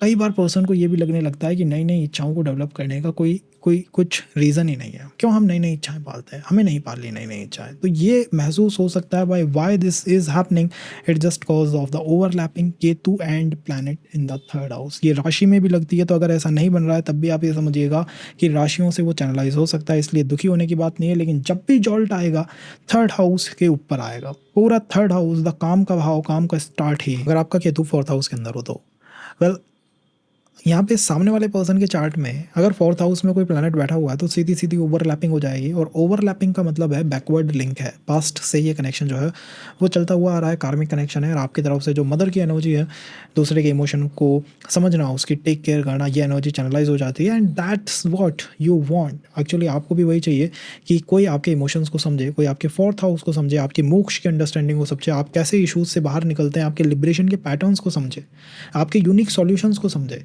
कोई पर्सन हेल्प करे आपके प्रोफेशन के मैटर्स में, और वो हेल्प इस तरह से आए जैसे वो आपका ध्यान रख रहा हो, टेक केयर कर रहा हो, या फिर आपके यूनिक सॉल्यूशंस को समझ रहा हो कि भाई ये मेरी अप्रोच है, क्या ये वर्क कर सकती है या नहीं कर सकती है। तो ये एक अप्रोच है जो चैनलाइज हो जाती है आपके रिलेशंस के अंदर। और जब भी कार्मिक रिलेशन में कोई जॉल्ट आता है, सेपरेशन की बातें, न्यू मून, फुल मून के अराउंड कुछ समस्याएं, कोई इशूज़, तो आपका फोर्थ हाउस जो है वो पूरी तरह से चैनलाइज हो जाता है। और ये समझिए कि फिर इमोशंस को झेलना, उनको उनको हैंडल कर पाना थोड़ा सा चैलेंजिंग हो जाता है। तो यहाँ इमोशंस को हैंडल करना चैलेंजिंग हो जाता है अगर ये जॉल्ट हमारे फोर्थ हाउस के अंदर आ जाए, या फोर्थ हाउस इससे प्रभावित हो जाए, पीड़ित हो जाए, अफेक्टेड हो जाए। और क्या हम कर सकते हैं इसे बेटर करने के लिए? कोशिश करिए कि ये जॉल्ट ही हमें महसूस ना करना पड़े, चीज़ें बहुत बेटर चलती रहें। और आप अपने आत्मकारक को देखते रहिए। अगर आपका आत्मकारक चंद्रमा हो गया है, अगर आपका आत्मकारक शनि हो गया है, तो आपको कोशिश करनी चाहिए कि किसी भी कीमत पे आप उन्हीं संबंधों के अंदर इन्वेस्ट हों जहाँ पे आपको दिखाई देगी हाँ कोई ना कोई कार्मिक कनेक्ट मुझे यहाँ पे महसूस हो सकता है, या कोई कार्मिक ओवरलैपिंग है। नहीं तो इस जॉल्ट को झेल पाना ऐसा है जैसे कि लिबरेशन का पूरा इकोसिस्टम ही हिल गया हो। आपको लगेगा यार ये पर्सन नहीं गया जीवन से, ये पूरा का पूरा लिबरेशन को ले गया है। आप लॉस्ट होते हैं उन संबंधों के अंदर जहाँ पर्सन लॉस्ट हो जाता है, इमोशनल लॉस्ट हो जाता है, वो यहीं पर ही दिखाई देते हैं जब फोर्थ हाउस के अंदर प्लैनेट केतु की व्यवस्था हो जाए, केतु की सिटिंग हो जाए। यहाँ पे हुआ क्या है पास्ट के अंदर? वेल यहाँ पे एक बात डेफिनेटली हुई है, एंड दैट थिंग इज कि एक पर्सन ने दूसरे पर्सन के इमोशंस को प्रभावित कराया, या इमोशंस का ध्यान रखने की कोशिश करी है, बट वो नहीं रख पाया। लाइक एक तरीके से फोर्थ हाउस के अंदर पूरी की पूरी व्यवस्था सिमट के रह गई है। तो फोर्थ हाउस बोलते हैं भावनाओं को दिखाता है, एसेट्स को दिखाता है। केतु का फोर्थ हाउस में होना, हो सकता है सामने वाले पर्सन की आपने हेल्प करी हो या उसने आपकी हेल्प करी हो, जिसमें कि एसेट चैनलाइजेशन हुआ हो कि भाई एसेट बनाएंगे, घर परिवार सब कुछ बना लिया आपने, और जब किसी पर्सन ने आपको जो है धोखा दिया, डिच किया, ऐसे कुछ हमने देखने को वहाँ महसूस करा हो या हमें मिला हो। तो जब भी आज ये समस्याएँ क्रिएट होती हैं तो ध्यान हमारा 4th हाउस पे जाता है। हमें लगता है यार दुनिया में सब मोह माया है, एसेट एंड ऑल इनके अंदर कुछ नहीं रखा, केवल ईश्वर की तरफ जाना चाहिए, इमोशंस केवल ईश्वर में इन्वेस्ट करने चाहिए। ऐसे क्वेश्चंस आने लगते हैं। कई बार तो ये भी आ जाते हैं कि मैरिज करें या ना करें, लाइक ना करें तो क्या ऐसा हो जाएगा? तो वो क्वेश्चंस जब आपको पता करने हो कि भाई ये क्वेश्चंस मेरे जीवन में क्यों बनते हैं, ये क्यों आते हैं, तो आप ये समझिएगा कि वो कहीं न कहीं 4th हाउस से चैनलाइज़ हो रहे हैं या 4th हाउस से जन्म ले रहे हैं। अगर यही ओवरलैपिंग हमारी 5th हाउस में आ जाए तो अगेन धर्म का भाव है, धर्म का सेकंड है, यहाँ पे पूर्व पुण्य है, पास्ट लाइफ के गुड डीड्स है। केतु यहाँ पे बैठा हुआ है, इंडिकेट करता है पास्ट लाइफ के गुड डीड्स और कर्मों का अलाइनमेंट हो चुका है। इसका मतलब है कि रिलेशंस पास्ट लाइफ से निश्चित रूप से आएंगे। इस जीवन में पास्ट लाइफ के रिलेशंस को देखना मिलेगा ही मिलेगा, देखने को मिलेंगे ही मिलेंगे, और वो हो सकता है आपके अच्छे कर्मांश की वजह से चैनलाइज हुए हो। तो मोस्ट ऑफ द टाइम अच्छे संबंध यहाँ पे देखने को मिल सकता है। कैसे पता लगाएं संबंध है या नहीं है? आपका केतु 5th हाउस में है, सामने वाले पर्सन का कोई भी प्लैनेट अगर 5th हाउस में दिखता है तो ओवरलैपिंग हो चुकी है, वो ओवरलैप कर चुके हैं। और ओवरलैपिंग में होता क्या है, ओवरलैपिंग के अंदर जो संबंध है वो पास्ट से चैनलाइज होता है। इसके अंदर बैकवर्ड लिंक दिखेगी दिखेगी, द बैकवर्ड लिंक आपको इसके अंदर दिखाई देगी। अब ये बैकवर्ड लिंक क्या है, टाइमलाइन में आप देख सकते हैं बैकवर्ड लिंक का क्या मतलब है। अगर हमें एक बार बैकवर्ड लिंक मिल गई है तो निश्चित संबंध प्रारब्ध है, पास्ट से आ रहा है, पास्ट की कुछ ना कुछ यादें हैं, और पंचम भाव के का उन यादों में गहरा प्रभाव है। तो पंचम भाव धर्म का वापस से स्टार्ट होना है। यहाँ पे पर्सन थोड़ी प्रैक्टिकल अप्रोच को लेता है। वो धर्म को केवल अपने तक सीमित नहीं रखता कि खुद के ही चीज़ों को कंप्लीट करने की ड्यूटी उसने ले रखी हो, वो कोशिश करता है लोगों की भी हेल्प करने की। और नवम भाव में तो वो पूरी तरह दुनिया को समर्पित हो जाता है। तो पंचम भाव का धर्म है कि मैं मेरे भी ध्यान रखूंगा और सोसाइटी का भी ध्यान रखूंगा। तो हो सकता है पिछले जीवन में आप आपका पर्सन कोई टीचर रहे हो, कोई ऐसे प्रोजेक्ट पे रहे हो जिसमें टीचिंग एंड ऑल के वर्क आपने करे हो, ज्ञान सोसाइटी के साथ शेयर करा हो, आध्यात्मिक ज्ञान लोगों के साथ शेयर करा हो, या किसी भी स्किल को लोगों के साथ शेयर करा हो। आपने ऐसे लोग बहुत देखे होंगे कि भाई ये पर्सन जो है अपनी वाइफ के साथ मिलके कोई बहुत बड़ा एनजीओ चला रहा है, बहुत बड़ा फीमेल ट्रेनिंग कैंप चला रहा है, लोगों को, महिलाओं को ये किसी तरह की शिक्षा देते हैं। कई ऐसे एनजीओज आपको मिल जाएंगे जिनका पूरा का पूरा अप्रोच ही फीमेल ट्रेनिंग के ऊपर है, उनको एम्पावर करने के ऊपर है। तो इन्हीं कामों से हम जुड़े रहे हैं, यही काम हमने करे हैं। इसीलिए आज भी जब समस्याएं संबंधों में आती हैं, कोई जॉल्ट हमें महसूस होता है, तो हमारा 5th हाउस डिस्टर्ब होने लगता है। हमें लगता है कि हम लोगों की भी सेवा नहीं कर पाएंगे और खुद की भी सेवा नहीं कर पाएंगे, खुद का भी काम नहीं कर पाएंगे। हमें महसूस होता है कि पंचम भाव में डिस्टर्बेंस आई है, एजुकेशन एंड ऑल के अंदर कोई ब्लॉकिंग आ गई है, या फिर जो स्किल मुझे मेरे पर्सन के साथ मिलने के बाद चैनलाइज हुई थी, मैं ज़्यादा अपने स्किल और टैलेंट के ऊपर फोकस करने लगा था, एकदम से मेरे हाथ से निकल गई है। तो ये जॉल्ट है एकदम से। जैसे ही पर्सन आपके जीवन से जाता है, केतु आपको दिखा देता है कि भाई तुम्हारा पंचम भाव यहाँ पे खड़ा है, ये वास्तविकता है तुम्हारी 5th हाउस की। और केतु ऐसा क्यों करता है, ताकि आप अपने पिछले जीवन के बारे में थोड़ी अंडरस्टैंडिंग बनाएं, थोड़ा उसे समझें। केतु की कोशिश हमेशा यही रहती है कि आप पिछले भाव की थोड़ी सी अंडरस्टैंडिंग कर लें, थोड़ा सा उसे समझ जाएं, पंचम भाव।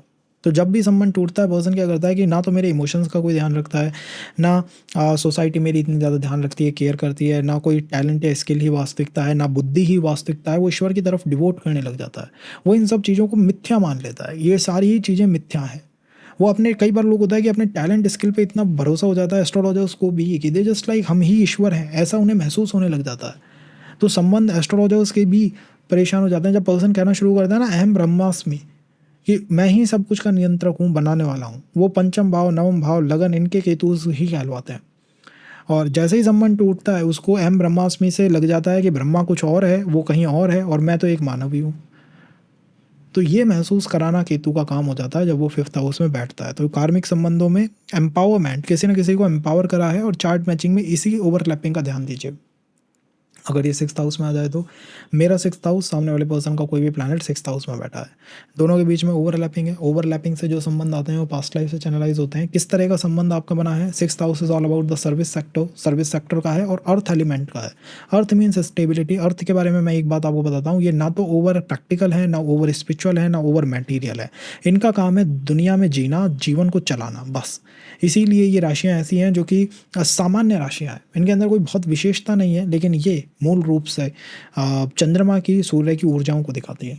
तो यहाँ पर हुआ क्या है कि आपका केतु 6th में बैठा है, सामने वाले का कोई पर्सन भी 6ठे भाव में ही बैठा है। तो ओवरलैपिंग हो गई है दोनों के बीच में। सर्विस सेक्टर से जुड़े हो सकते हैं, प्रोफेशन से लिंक हो सकता है, वर्क लाइफ से लिंक हो सकता है, और दोनों एक दूसरे के साथ आप ये कहिए कनेक्टेड रहे हैं। और ये कनेक्शन बहुत स्ट्रॉन्ग कार्मिक कनेक्ट है, बहुत स्ट्रॉन्ग। और यहाँ हो सकता है दोनों ने एक दूसरे की स्पिरिचुअल हेल्प करी हो कार्मिक कनेक्शनों को ख़त्म करने में। कई बार आपको ऐसे संबंध दिखाई देंगे कि एक पर्सन को बहुत इश्यूज़ चल रहे हैं, उसके जीवन में कोई पर्सन आता है, वो हेल्प करता है आपको समस्याओं से बाहर निकलने में। यहाँ वो ओवरलैपिंग बनती है। ये वो व्यवस्था है जिसमें जो सामने वाला पर्सन आपकी हेल्प करने आता है और वो आपको हेल्प करके समस्याओं से बाहर निकालता है।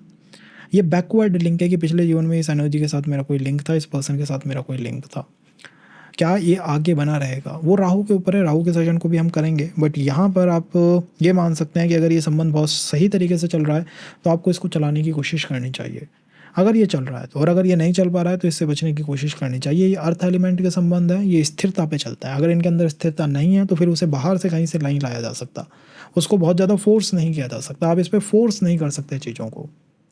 जब भी संबंधों में जॉल्ट आएगा, तनाव आएगा, समस्याएं आएंगी, सर्विस, जॉब, इनके ऊपर उसका इम्पैक्ट आएगा। इसी के साथ साथ छठे भाव पे उसका पूरा इम्पैक्ट आपको देखने को मिलेगा कि हेल्थ के इश्यूज आने लग गए।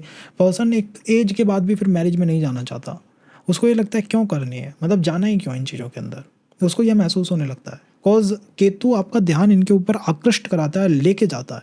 केतु आपसे कहता है देखो जो तुम सत्य मान रहे थे वो सत्य नहीं है। छठा भाव बंधनों का भाव है, तो जो बंधनों को तुम सत्य मान रहे थे, कनेक्शंस को सत्य मान रहे थे, वो भी अब सत्य नहीं है। तो यहाँ क्वेश्चंस ऐसे आ सकते हैं कि मैं मैरिज ही नहीं करनी है, मैरिज में नहीं जाना है, ना करें तो क्या हो जाएगा। ये जो इंडिकेशंस हैं ये आपको देखने को मिलेंगे whenever the overlapping is in the 6th house and the jolt. अगर रिलेशन में कुछ हुआ, ब्रेक एंड ऑल आए, छठा भाव अस्थिरता पे चला जाएगा, अस्थिर। अगर आपका केतु 7th हाउस में हो, सामने वाले पर्सन का कोई भी प्लैनेट 7th हाउस के अंदर आ जाए, तो ये ओवरलैपिंग को इंडिकेट करता है। Overlapping means first backward link है, पास्ट से कोई ना कोई लिंक है जो चलता हुआ आ रहा है संबंधों के अंदर। द सेकंड कॉज पास्ट से लिंक है, संबंध स्थिर तरह के आपको दिखाई देंगे। और ये जो 7th हाउस है ये काम भाव है, ये काम है और काम की भी स्थिरता है, काम का पूर्ण होना है। तो यहाँ पर हो सकता है कि पिछले जीवन में जो पर्सन आपको मिला है, जो था, उसके साथ आप किसी बड़े प्रोजेक्ट के ऊपर वर्क कर रहे हो, कोई प्रोजेक्ट जो है वो आपका चल रहा हो, और इस जीवन में भी उसी प्रोजेक्ट को कंटिन्यू करना आपको अपने पर्सन के साथ दिखाई देगा। तो क्या फर्स्ट चेंज आएगा आफ्टर मीटिंग द कार्मिक person is like you starting a project. कोई प्रोजेक्ट स्टार्ट कर देते हैं, वर्क स्टार्ट कर देते हैं, बिजनेस स्टार्ट कर देते हैं। कई आपको ऐसे संबंध देखने को मिलेंगे, the wife the person they both are doing something, चाहे वो इंस्टा पे, यूट्यूब पे या कहीं पे भी वो कुछ ना कुछ कर रहे हैं। और वो करना जो है वो इसी काम का, इसी प्रोजेक्ट का वर्किंग है, इसी प्रोजेक्ट की वो अंडरस्टैंडिंग है जो कि अब चैनलाइज हो चुकी है उन संबंधों के अंदर।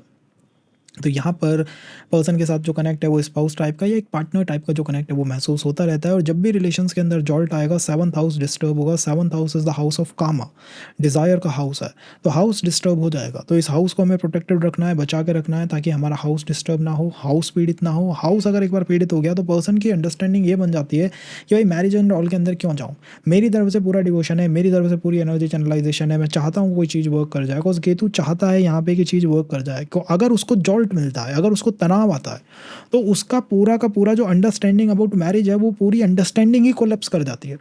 वो कहता है भाई इन चीज़ों का फल ही क्या है, ये चीज़ है ही क्यों। ये हमें यहाँ देखने को मिलता है। तो डिवोशन तो आपकी तरफ से है, डिवोशन के अंदर कोई कमी नहीं है, जस्ट एंड जस्ट वो अंडरस्टैंडिंग जो है वो भी बनी हुई है। बट अगर जॉल्ट आ गया, अगर संबंध में कोई दिक्कत आ गई, तो आप ये समझिए 7th हाउस में डिस्टर्बेंस आएगी और फिर पूरा इकोसिस्टम ही ऐसा हो जाएगा भाई इनके अंदर जाया ही क्यों जाए। तो यहाँ जितने संबंध ब्रेक होते जा रहे हैं उतना ही पर्सन एक कॉन्शियस में, सबकॉन्शियस में अंडरस्टैंडिंग बनाता जा रहा है कि ये संबंध जो है ये वास्तविकता नहीं है। तो जैसे ही संबंध में कुछ हुआ और पर्सन जस्ट भगवान के प्रति दौड़ता है, और यहाँ ईश्वर के प्रति भक्ति में भी एक समर्पण, और एक वो समर्पण ऐसा होता है कि भाई वो वैवाहिक समर्पण की तरह आपको दिखाई देता है। कुछ ना कुछ उसके अंदर ईश्वर को पार्टनर मान लेना, अपना जीवन साथी मान लेना, ऐसी ऊर्जाएं तक आपको देखने को मिल सकती हैं। मैक्स टू मैक्स केसेस के अंदर कोशिश करिए कि एक पर्सन जो है इस रिलेशन के अंदर वो स्पिरिचुअल बना रहे और एक मटेरियल बना रहे। दोनों अगर स्पिरिचुअल बनने की कोशिश करेंगे तो ये निश्चित रूप से कोलैप्स करेगा, निश्चित रूप से कोलैप्स करेगा। बिकॉज ये काम का भाव है। अगर कोई इच्छा पे वर्क नहीं है, कोई प्रोजेक्ट टुगेदर नहीं कर रहे, तो आप ये समझिए कैसी भी चार्ट मैचिंग जो है वो बहुत स्ट्रांगली वर्कआउट चीज़ों को नहीं करा सकते। एक प्रोजेक्ट होना चाहिए, कोई ना कोई व्यवस्था होनी चाहिए कि भाई ये रोल है, हमको इसके ऊपर वर्क करना है, वर्क करेंगे तभी ये वर्कआउट होगा, नहीं तो फिर वो जो प्रॉब्लमेटिक सिचुएशन है वो देखने को मिल सकती है। इन द नेक्स्ट सेशन हम राहु को भी इन्वॉल्व करेंगे और इस हाउस के देव, इस हाउस के स्वामीज एंड ऑल, इन सबको इन्वॉल्व करेंगे जिससे कि हमें बेटर अंडरस्टैंडिंग मिल पाए। अगर सामने वाले के 7th हाउस में कोई प्लैनेट नहीं है तो निराश होने की आवश्यकता नहीं है। इट जस्ट हो सकता है कि राशिज में ओवरलैपिंग हो रही हो या नवमांश में ओवरलैपिंग हो रही हो, तो अपने ही D1 चार्ट को सामने वाले के D1 से अपने D9 को सामने वाले के D9 से मिला के एक बार चेक करिए, देखिए क्या व्यवस्थाएं आपको दिखाई देती हैं। अपने केतु की अंडरस्टैंडिंग रखिए, ये काम का केतु है, अगर इसके अंदर कोई भी समस्या आती है, इस रिलेशन के अंदर आती है, तो निश्चित रूप से आपकी जो डिज़ायर्स हैं वो जॉल्ट महसूस करती हैं और लगता है कि इच्छाएं वास्तविकता है ही नहीं, ईश्वर के अलावा कुछ वास्तविकता है ही नहीं। अगर ये 8th हाउस के अंदर हो तो आपका केतु 8th हाउस में, सामने वाले का कोई प्लैनेट 8th हाउस में, ओवरलैपिंग हो गई है। अब ये ओवरलैपिंग है, पास्ट से कनेक्शन है, पास्ट की लिंक आपको मिल गई है कि पास्ट से ये कनेक्शन चलता हुआ आ रहा है। अब इसके अंदर फ्यूचर में क्या होगा? वेल फ्यूचर जो है वो राहु के हाथों में है। आपको ये समझना होगा कि क्या ऐसा था जिसकी वजह से ये संबंध बनते हैं। कॉज आपका केतु 8th हाउस में, आपके सारे ही संबंध अष्टम भाव की धुरी पे चलते हैं। अष्टम भाव ऑकल्ट भी है, अष्टम भाव छुपा हुआ भी है, अष्टम भाव रिसर्च भी है, अष्टम भाव इन डेप्थ एनालिसिस भी है, अष्टम भाव चीज़ों के अंदर बहुत गहरी तरीके से कूद जाना है। अष्टम भाव अल्टीमेट डिवोशन है, कॉज इसमें 64वां नवमांश आता है, इसीलिए अल्टीमेट डिवोशन है। इसका मतलब है संबंधों की धुरी है कि आप अपनी तरफ से अल्टीमेट डिवोशन रखते हैं, ब्लाइंड ट्रस्ट रखना चाहते हैं, ऐसे संबंध चाहते हैं जो कि ब्लाइंडली चलें, पूरी तरह ब्लाइंड ट्रस्ट हो, जिनके अंदर जो होता है ना कि बिन मिले चला दिए 4-4 5-5 साल, वो आपको अष्टम में केतु, चौथे में केतु, 12वें में केतु ऐसे दिखाई देंगे। और अष्टम का केतु तो मूल है उनका, यहाँ से तो वो ऊर्जाएं जन्म लेती हैं। तो सारे ही गर्मास का सेंटर हो गया, एपी सेंटर हो गया 8th हाउस, पूरी रिलेशन की धुरी हो गई 8th हाउस। और पिछले जीवन में हो सकता है पर्सन के साथ रिसर्च करी हो आपने, गहरे रिसर्च के प्रोजेक्ट करे हैं, बड़े रिसर्च की व्यवस्थाएं रखी हैं कि मैंने रिसर्च करी है, इसके साथ मिलकर कोई ना कोई बड़े प्रोजेक्ट पे हमने काम करें। ये व्यवस्थाएं, ये बात करते हुए लोग आपको मिलेंगे। आफ्टर मीटिंग द पर्सन मैं एस्ट्रोलॉजर बन गया, आफ्टर मीटिंग द पर्सन मैं एक साइंटिस्ट हो गया, मीटिंग द पर्सन डिटेक्टिव बन गया, रिसर्च करने लग गया। सामने वाले का अष्टम में कि कोई प्लैनेट है तो निश्चित रूप से एक कार्मिक कनेक्ट है, फिर तो कोई इसमें समस्या की बात ही नहीं है, ओवरलैपिंग बन गई है। क्या रोल है उस पर्सन का, वो आप प्लैनेट से चेक कर सकते हैं, किसकी वजह से वो ओवरलैपिंग लगी है, सूर्य शनि चंद्र किसकी वजह से, वो उसका रोल है। तो ये रोल समझ जाइए और संबंध को चला लीजिए। जब भी संबंध बिगड़ेगा, जॉल्ट आएगा, कोई भी समस्याएं आती हैं, कोई तनाव आता है, परेशानी आती है, तो आप ये समझिए अष्टम भाव कोलैप्स करेगा। और अष्टम भाव जीवन है, अष्टम भाव आयु है गाइस। अष्टम भाव का कोलैप्स करना एट जस्ट बहुत ऑब्सेसिव पॉसेसिव टाइप के रिलेशंस को दिखाता है। और इसमें पर्सन जो है रेड फ्लैग्स को चाह के भी अनदेखा ही करता जाता है। अगर ये समझिए अष्टम भाव जीवन है, अष्टम भाव जीवन है, तो अष्टम भाव को के ऊपर का चैलेंज बर्दाश्त करना, या तो पर्सन बहुत गहरा किसी साइंस के अंदर उलझ जाएगा कि साइंटिस्ट ही बन गया, एस्ट्रोलॉजी में चला गया, इंट्यूशन में चला गया, हीलिंग में चला गया, रेकी में चला गया, ऐसा कुछ होगा। नहीं तो इस तनाव को झेल पाना इट जस्ट ये थोड़ा इंटेंस है। तो बहुत अंडरस्टैंडिंग के बाद ही संबंधों में जाना चाहिए। मोक्ष का त्रिकोण है, तो ऐसा लगता है कि ये पर्सन, सामने वाला पर्सन ना होके मोक्ष है मेरा, मुझे लिबरेट करा देता है। बट क्या वो करा पाएगा, या क्या वो बन पाएगा या चल पाएगा, इंटेंसिटी ऑफ द रिलेशन दिखता है। और किस प्लैनेट की वजह से वो ओवरलैपिंग हुई है उसको भी चेक करिए। संबंधों में अगर तनाव आया तो अष्टम भाव की धुरी ही तनाव में आ जाएगी। 9th हाउस के अंदर अगर प्लैनेट केतु उपस्थित है, वेल यहाँ संबंधों की धुरी 9th हाउस के आसपास ही घूमते रहती है। केतु जस्ट पास्ट लाइफ को इंडिकेट करते हैं, तो मूल रूप से संबंधों की जो धुरी है, संबंधों का जो व्यवहार है, वो अष्टम भाव से नवम भाव की तरफ आपको शिफ्ट होता हुआ दिखाई देगा। अष्टम भाव में जहाँ ट्रांसफॉर्मेशन था, नवम भाव के अंदर वहाँ प्रकाश है, नवम भाव के अंदर वहाँ ज्ञान है, वो अज्ञान नहीं है। तो यहाँ ज्ञान है आपके पास एक अंडरस्टैंडिंग है। और 9th हाउस से 12th हाउस तक कुंडली के अंदर स्पिरिचुअल भावाज है। 9th हाउस से 12th हाउस तक या तो जुपिटर के हाउसेज हैं या फिर प्लैनेट शनि के हाउसेज हैं। तो मूल रूप से आध्यात्मिक कनेक्शंस यहाँ पे आपको दिखाई देते हैं। सामने वाले पर्सन का अगर कोई भी प्लैनेट 9th हाउस में है तो वो ओवरलैपिंग में आ गया है, और ओवरलैपिंग से पास्ट लाइफ के कनेक्शंस बन जाते हैं। It just passed life trigger up हो जाती है कि मेरा यहाँ पे केतु था, सामने वाले पर्सन का 9th हाउस में एक प्लैनेट है, दोनों का एक ओवरलैप हुआ। ओवरलैप से ये फर्स्ट क्या लाइन मिली हमें कि ये पास्ट लाइफ से चलता हुआ संबंध है। इट मीन्स एक अंडरस्टैंडिंग बन गई है कि बैकवर्ड है ये संबंध, पास्ट लाइफ में था। सेकंड 9th हाउस अंडरस्टैंडिंग का भाव है, तो दोनों एक दूसरे को अंडरस्टैंड करने की कोशिश कर रहे हैं। 9th हाउस धर्म का त्रिकोण है, धर्म का त्रिकोण है, धर्म का लास्ट त्रिकोण है। तो यहाँ पे जो धर्म है वो टुवर्ड सोसाइटी है कि अब मेरा अपना सेल्फिश गेन यहाँ पे बिल्कुल भी नहीं है। इसीलिए गुरु का भाव है कि यहाँ सेल्फिश पर्सन हो ही नहीं सकता। इट मीन्स कि पास्ट लाइफ में आपने और आपके पर्सन ने मिलकर समाज के लिए बहुत कुछ करा है, सोसाइटी के लिए बहुत कुछ करा है, अध्यात्म से करा है, ज्ञान से करा है, किसी भी तरह से करा है, बट स्वयं का हित आपने कहीं पर भी नहीं देखा। आपने केवल और केवल अपने आप को सोसाइटी की तरफ डिवोट रखा है। पूरी तरह से जो करना है समाज के लिए करना है। संबंधों में समस्या नहीं देखने को मिलनी चाहिए, संबंधों में समस्या हमें नहीं आनी चाहिए, बट फिर भी गाइस, फिर भी ओवरलैपिंग को चेक करिए।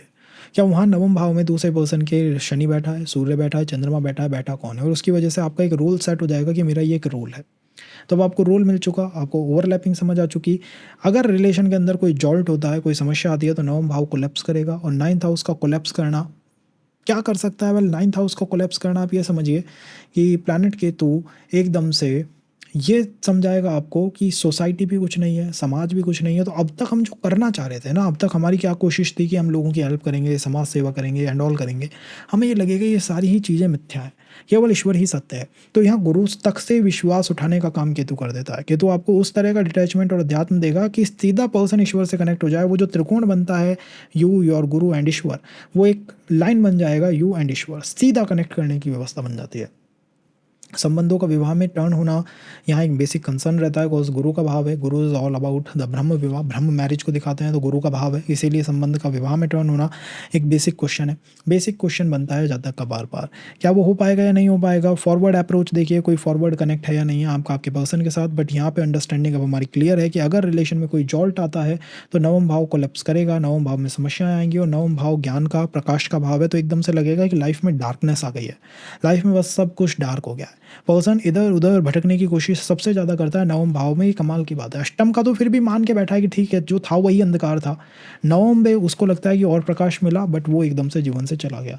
तो यहाँ भटकाव आता है। फिर स्पिरिचुअल ट्रैवल्स होती हैं, यात्राएं होती हैं, गुरु की तलाश होती है, और गुरु में भी विश्वास अधूरा सा रह जाता है। फिर लगता है बस ईश्वर ही सत्य है, और सारी चीज़ें बस जगत मिथ्या दिखाई देती है।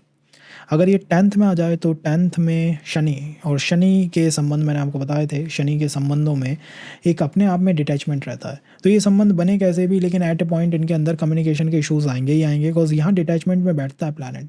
10th भाव में बैठा हुआ केतु पूरी स्किल्स को लेकर बैठा हुआ है, उसकी स्किल्स बहुत टॉप नॉच हैं, वो प्रोफेशन के बारे में सब कुछ जानता है, वो अपने वर्क का मास्टर माइंड है। तो वो भी एक समस्या की बात नहीं है। अब कैसे पता लगाएं कि मेरी किसी पर्सन के साथ कार्मिक लिंक है या नहीं है। सामने वाले पर्सन का चार्ट देखिए, उसके 10th भाव में अगर कोई प्लैनेट बैठा है तो निश्चित रूप से ओवरलैपिंग है। अगर नहीं बैठा है तो निराश नहीं होना है, राशियों को देखना है, मेरा केतु सामने वाले के कोई प्लैनेट उस राशि के अंदर है या नहीं है। इसको नवमांश में भी देखा जा सकता है। तो इस तरीके से पता लगाया जा सकता है कोई कार्मिक लिंक है या नहीं है। अगर कार्मिक लिंक है तो मतलब है ये संबंध बैकवर्ड संबंध है, पिछले समय से चलता हुआ आ रहा है। और फिर हम इसका क्या करेंगे, हम इसका ये देखेंगे किस प्लैनेट की वजह से है। सामने सूर्य है, शनि है, चंद्र है, कौन है, तो उस जैसा कार्मिक संबंध है। और 10th भाव का कार्मिक संबंध पूरी तरह से निष्काम होता है। मतलब आप अपनी तरफ से जो ऊर्जाएं देते हैं ना संबंध में, वो निष्काम है। आपको कोई एक्सपेक्टेशन, कोई रिजल्ट एंड ऑल की कोई अप्रोच ही नहीं है। आपका माइंड वहाँ क्लियर है, कुछ मिले ना मिले कोई फर्क नहीं पड़ता। तो यहाँ पर्सन पूरी तरह से निष्काम ऊर्जाएं देता है। हो सकता है चंद्रमा आत्मकारक बन जाए, या कोई ऐसा प्लैनेट आत्मकारक बने जो बहुत गिविंग इन नेचर है, जो देना जानता है। तो कम्युनिकेशन के इश्यूज़ देखने को मिलते हैं जी। और संबंधों के अंदर जब भी कोई जॉल्ट आता है तो आपका प्रोफेशन उससे हर्ट होता है। जैसे न्यू मून, फुल मून पे अगर संबंधों में कोई ब्रेकेज, कोई इश्यूज़ या कुछ ऐसा दिखता है तो प्रोफेशन पे उसका इम्पैक्ट आता है, प्रोफेशन उससे हर्ट होता है। आपका पर्सन आपको यही विश्वास दिलाने आया है कि यहाँ पे क्या होता है, पर्सन ने जिसका केतु 10th हाउस में है, उसको ऐसा लगता है मैं आपकी अपनी स्किल के दम पे जो चाहे अचीव कर सकता हूँ, जो चाहे कर सकता हूँ। बट ये मिथ्या है, इसको वो दिखाने आया है। आपका पर्सन जैसे कि आपसे दूर होता है तो आपको लगता है वर्क भी एक मिथ्या ही है। या तो पर्सन वर्क में ओवर इन्वॉल्व हो जाएगा, ओवर परफॉर्म करेगा, या फिर अंडर परफॉर्म करेगा। फिर उसका मन होता है ये सब मिथ्या है, जगत मिथ्या है, ईश्वर ही सत्य है, उसी की तरफ चलना चाहिए। और 10th हाउस से वो डिटैच हो जाता है। ओवर बॉसी नेचर पर्सन का देखने को मिल सकता है, यार बड़ा बॉसी आदमी है, ये बहुत बॉसी नेचर है, ये हमें दिख सकता है। अगर इसमें डिस्टर्बेंस आया तो फिर पर्सन एक ही बात करता है, और वो करता है कि भाई जगत मिथ्या है, प्रोफेशन भी मिथ्या है, अब चलो ईश्वर की तरफ। वो डिटैचमेंट को चैनलाइज करता है पूरी तरह। तो 10th हाउस में बैठा हुआ केतु बहुत सोच समझ के इन्वॉल्व हुई है। अदरवाइज कोई भी जॉल्ट आपको आपकी प्रोफेशन में पीछे धकेल सकता है। वर्क लाइफ में आपको ऐसा लगेगा ये संबंध जितना चला उतने समय मैंने कुछ गेन ही नहीं करा, या जब भी कोई रिलेशन में जो इशूज़ आए मेरा प्रोफेशन पूरा जॉल्ट में आ गया, समस्याओं में आ गया। अगर ये 11th हाउस में आ जाए तो 11th हाउस में बैठा हुआ केतु काम त्रिकोण के अंतिम पे बैठा हुआ है। और काम त्रिकोण का फाइनल ये है कि अब फाइनलाइजेशन करना है, मेरी क्या डिज़ायर है, क्या डिज़ायर नहीं है, और जो भी अब है बस अब इससे निकलना, अब इससे बाहर आना है। मतलब अब ये गेम बहुत हुआ, अब इन चीज़ों से बाहर निकलना है। तो यहाँ पे बैठा हुआ पर्सन एक तो ऐसा माइंड लेके बैठा हुआ है कि अगर मुझे ज़्यादा तुमने डिस्टर्ब करा तो मैं मिनट नहीं लगाऊंगा ब्लॉक एंड ऑल करने में, बिकॉज मुझे अब यही देखना है कि कौन सी इच्छा मुझे चाहिए और कौन सी इच्छा बस मिथ्या है। तो यहाँ वो पर्सन खुद ही ऐसा है। उसके रिलेशन 11th हाउस की दूरी पे घूमते हैं। वो पूरी कोशिश करता है संबंधों को 11th हाउस की तरह चलाने की, 11th हाउस जैसा चलाने की। हो सकता है मित्र बन जाए संबंधों के अंदर, या हो सकता है रिलेशंस के अंदर स्टार्टिंग जो है वो मित्रवत व्यवहार से हो, आपको आपके फ्रेंड सर्कल में ही कोई पर्सन दिख जाए या जान पहचान के कोई पर्सन दिखाई दे जाए, ये हो सकता है। कार्मिक लिंक कैसा पता करेंगे? सामने वाले पर्सन, दूसरा पर्सन जो है जिसके साथ चार्ट हमारा मिलाना है, उसके देख लीजिए 11th हाउस में कोई प्लैनेट है या नहीं। अगर है तो निश्चित कार्मिक लिंक है, और अगर नहीं है तो निराश नहीं होना है। हमें ये राशियों में भी देखना है और नवमांश में भी देखना है। अगर कार्मिक लिंक मिलता है तो इससे क्या सिद्ध होता है? इससे सिद्ध होता है कि ये पर्सन मेरे साथ पास्ट के अंदर था, ये ऊर्जा मैंने पास्ट के अंदर देखी है। कौन सी ऊर्जा देखी है? जिस तरह का कार्मिक ओवरलैप है, वहाँ सूर्य है, शनि है, चंद्र है, कौन बैठा है। द सेकंड 11th हाउस है तो काम का फाइनलाइजेशन है। अब पर्सन से बस ये पूछना है कि इस जीवन में हमारा साथ है या नहीं है, या आगे चलना है या नहीं है। अगर वहाँ से आता है नहीं है एंड ऑल इश्यूज दिखते हैं, तो पर्सन यहाँ पे ये समझिए केतु बिल्कुल यहाँ तलवार लेके बैठा है। बिकॉज अब वो केतु कहाँ से आया होगा 11th हाउस में? वो 12th हाउस से आया है, वो लिबरेशन को भोग भाग के आया है। तो वो अब तलवार लेके बैठा है, उसने कह रखा है कि भाई मुझे अब ज़्यादा परवाह है नहीं। यहाँ संबंधों के अंदर समस्याएं केतु खुद ही चैनलाइज करता है, तो सामने वाला कम और आप खुद ज़्यादा करते हैं। बिकॉज आप बिल्कुल उस पॉइंट पे बैठे हैं कि भाई जल्दी से बताओ, जल्दी से बताओ, जो भी काम करो जल्दी से बताओ, जिससे कि हम फाइनलाइजेशन करें, कुछ फाइनल करना है, ऐसा आपको ऑल द टाइम लगता रहता है। यहाँ पे जब भी केतु रिलेशंस या संबंधों को चैनलाइज करता है तो चार्ट मैचिंग में इसका ध्यान रखना चाहिए। कहीं कोई रोल ऐसा तो नहीं है जिसमें कि आप खुद ही इन चीज़ों को ट्रिगर अप कर रहे हैं। और जैसे ही संबंधों में जॉल्ट आता है, कोई समस्या आती है, परेशानी आती है, तो आपके 11th हाउस पे वो परेशानी जाती है। आपके फ्रेंड सर्कल जो है वो कोलैप्स करने लगते हैं, सोसाइटी के साथ संबंध टूटने लगते हैं और लोगों से डिटैच होने लगते हैं। 11th हाउस मूलतः इच्छाओं का भाव है, तो पर्सन को लगता है ये सारी इच्छाएं भी मिथ्या हैं। और 11th हाउस जो है सोसाइटी का, और वो भी वो सोसाइटी जो आप खुद डेवलप करें, आपको फैमिली एंड ऑल ने नहीं दी है। तो आपको लगता है कि मेरे जो फ्रेंड एंड ऑल हैं ये भी सब बेकार है, इनसे भी मेरा कोई ज़्यादा बहुत नाता है नहीं। तो 11th हाउस के ऊपर उसका इम्पैक्ट सबसे गहरा आता है। अगर यही केतु 12th हाउस में आ जाए, मोक्ष का त्रिकोण है और मोक्ष का भी फाइनल है। मतलब अब मोक्ष में कोई ये नहीं है कि मैं इमोशन से मुक्त हूँ, मैं पहले शरीर से मुक्त होता हूँ, अब बस आत्मा का ईश्वर से जो एकाकार है वो 12th हाउस के अंदर है। मतलब पूर्ण ईश्वर पूर्ण सत्य है। तो यहाँ केतु बैठ के ये दिखाता रहता है कि ईश्वर ही पूर्ण सत्य है। यहाँ पे सबसे गहरे रिलेशन के अंदर जॉल्ट आते हैं, चैलेंजेस आते हैं। कैसे पता लगाएं कार्मिक कनेक्ट है या नहीं है? मेरा केतु 12th हाउस में, सामने वाले पर्सन का कोई भी प्लैनेट अगर 12th हाउस में है तो वो कार्मिक इंडिकेशन दिखाता है। इससे ये सिद्ध होता है कि ये पर्सन पिछले जीवन से साथ चलता आ रहा है।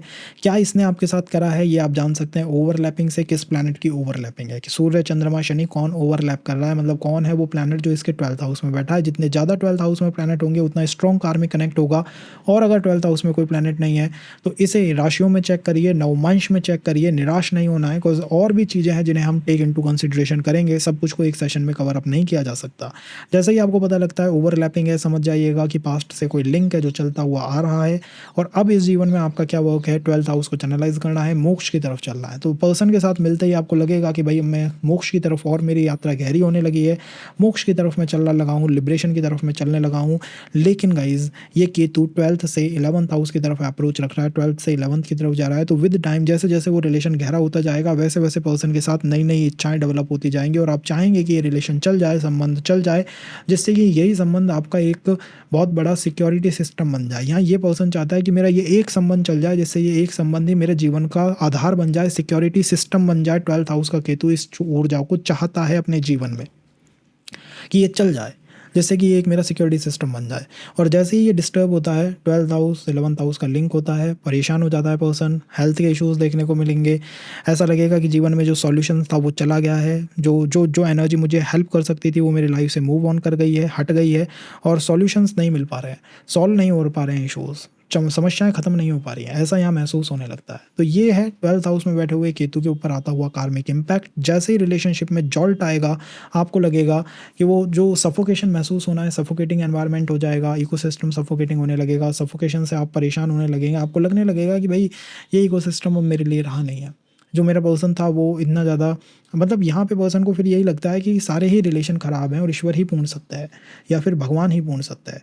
तो जो होते हैं ना, जो बिल्कुल मोक्ष की कगार पे बैठे हैं, इसीलिए ये मोक्ष की कगार पे बैठे हैं। और अगर इनको एक बार ये लग गया कि सारे ही रिलेशन ख़राब हैं तो फिर ये किसी से कनेक्ट ही नहीं करेंगे, फिर बस इनको मोक्ष चाहिए, लिबरेट होना है। तो ये एक इंडिकेशन है जो 12th हाउस में बैठती है, बनती है। और आने वाली चीज़ों को आने वाले सेशंस के अंदर कवर करेंगे गाइस। एज आई सेड, सारी चीज़ों को एक सेशन में कवर करना इज़ जस्ट नॉट पॉसिबल, वो पॉसिबल ही नहीं है। तो आने वाले सेशंस में निश्चित कवर करेंगे, उसके लिए बी कनेक्टेड, कनेक्ट बनाए रखिए।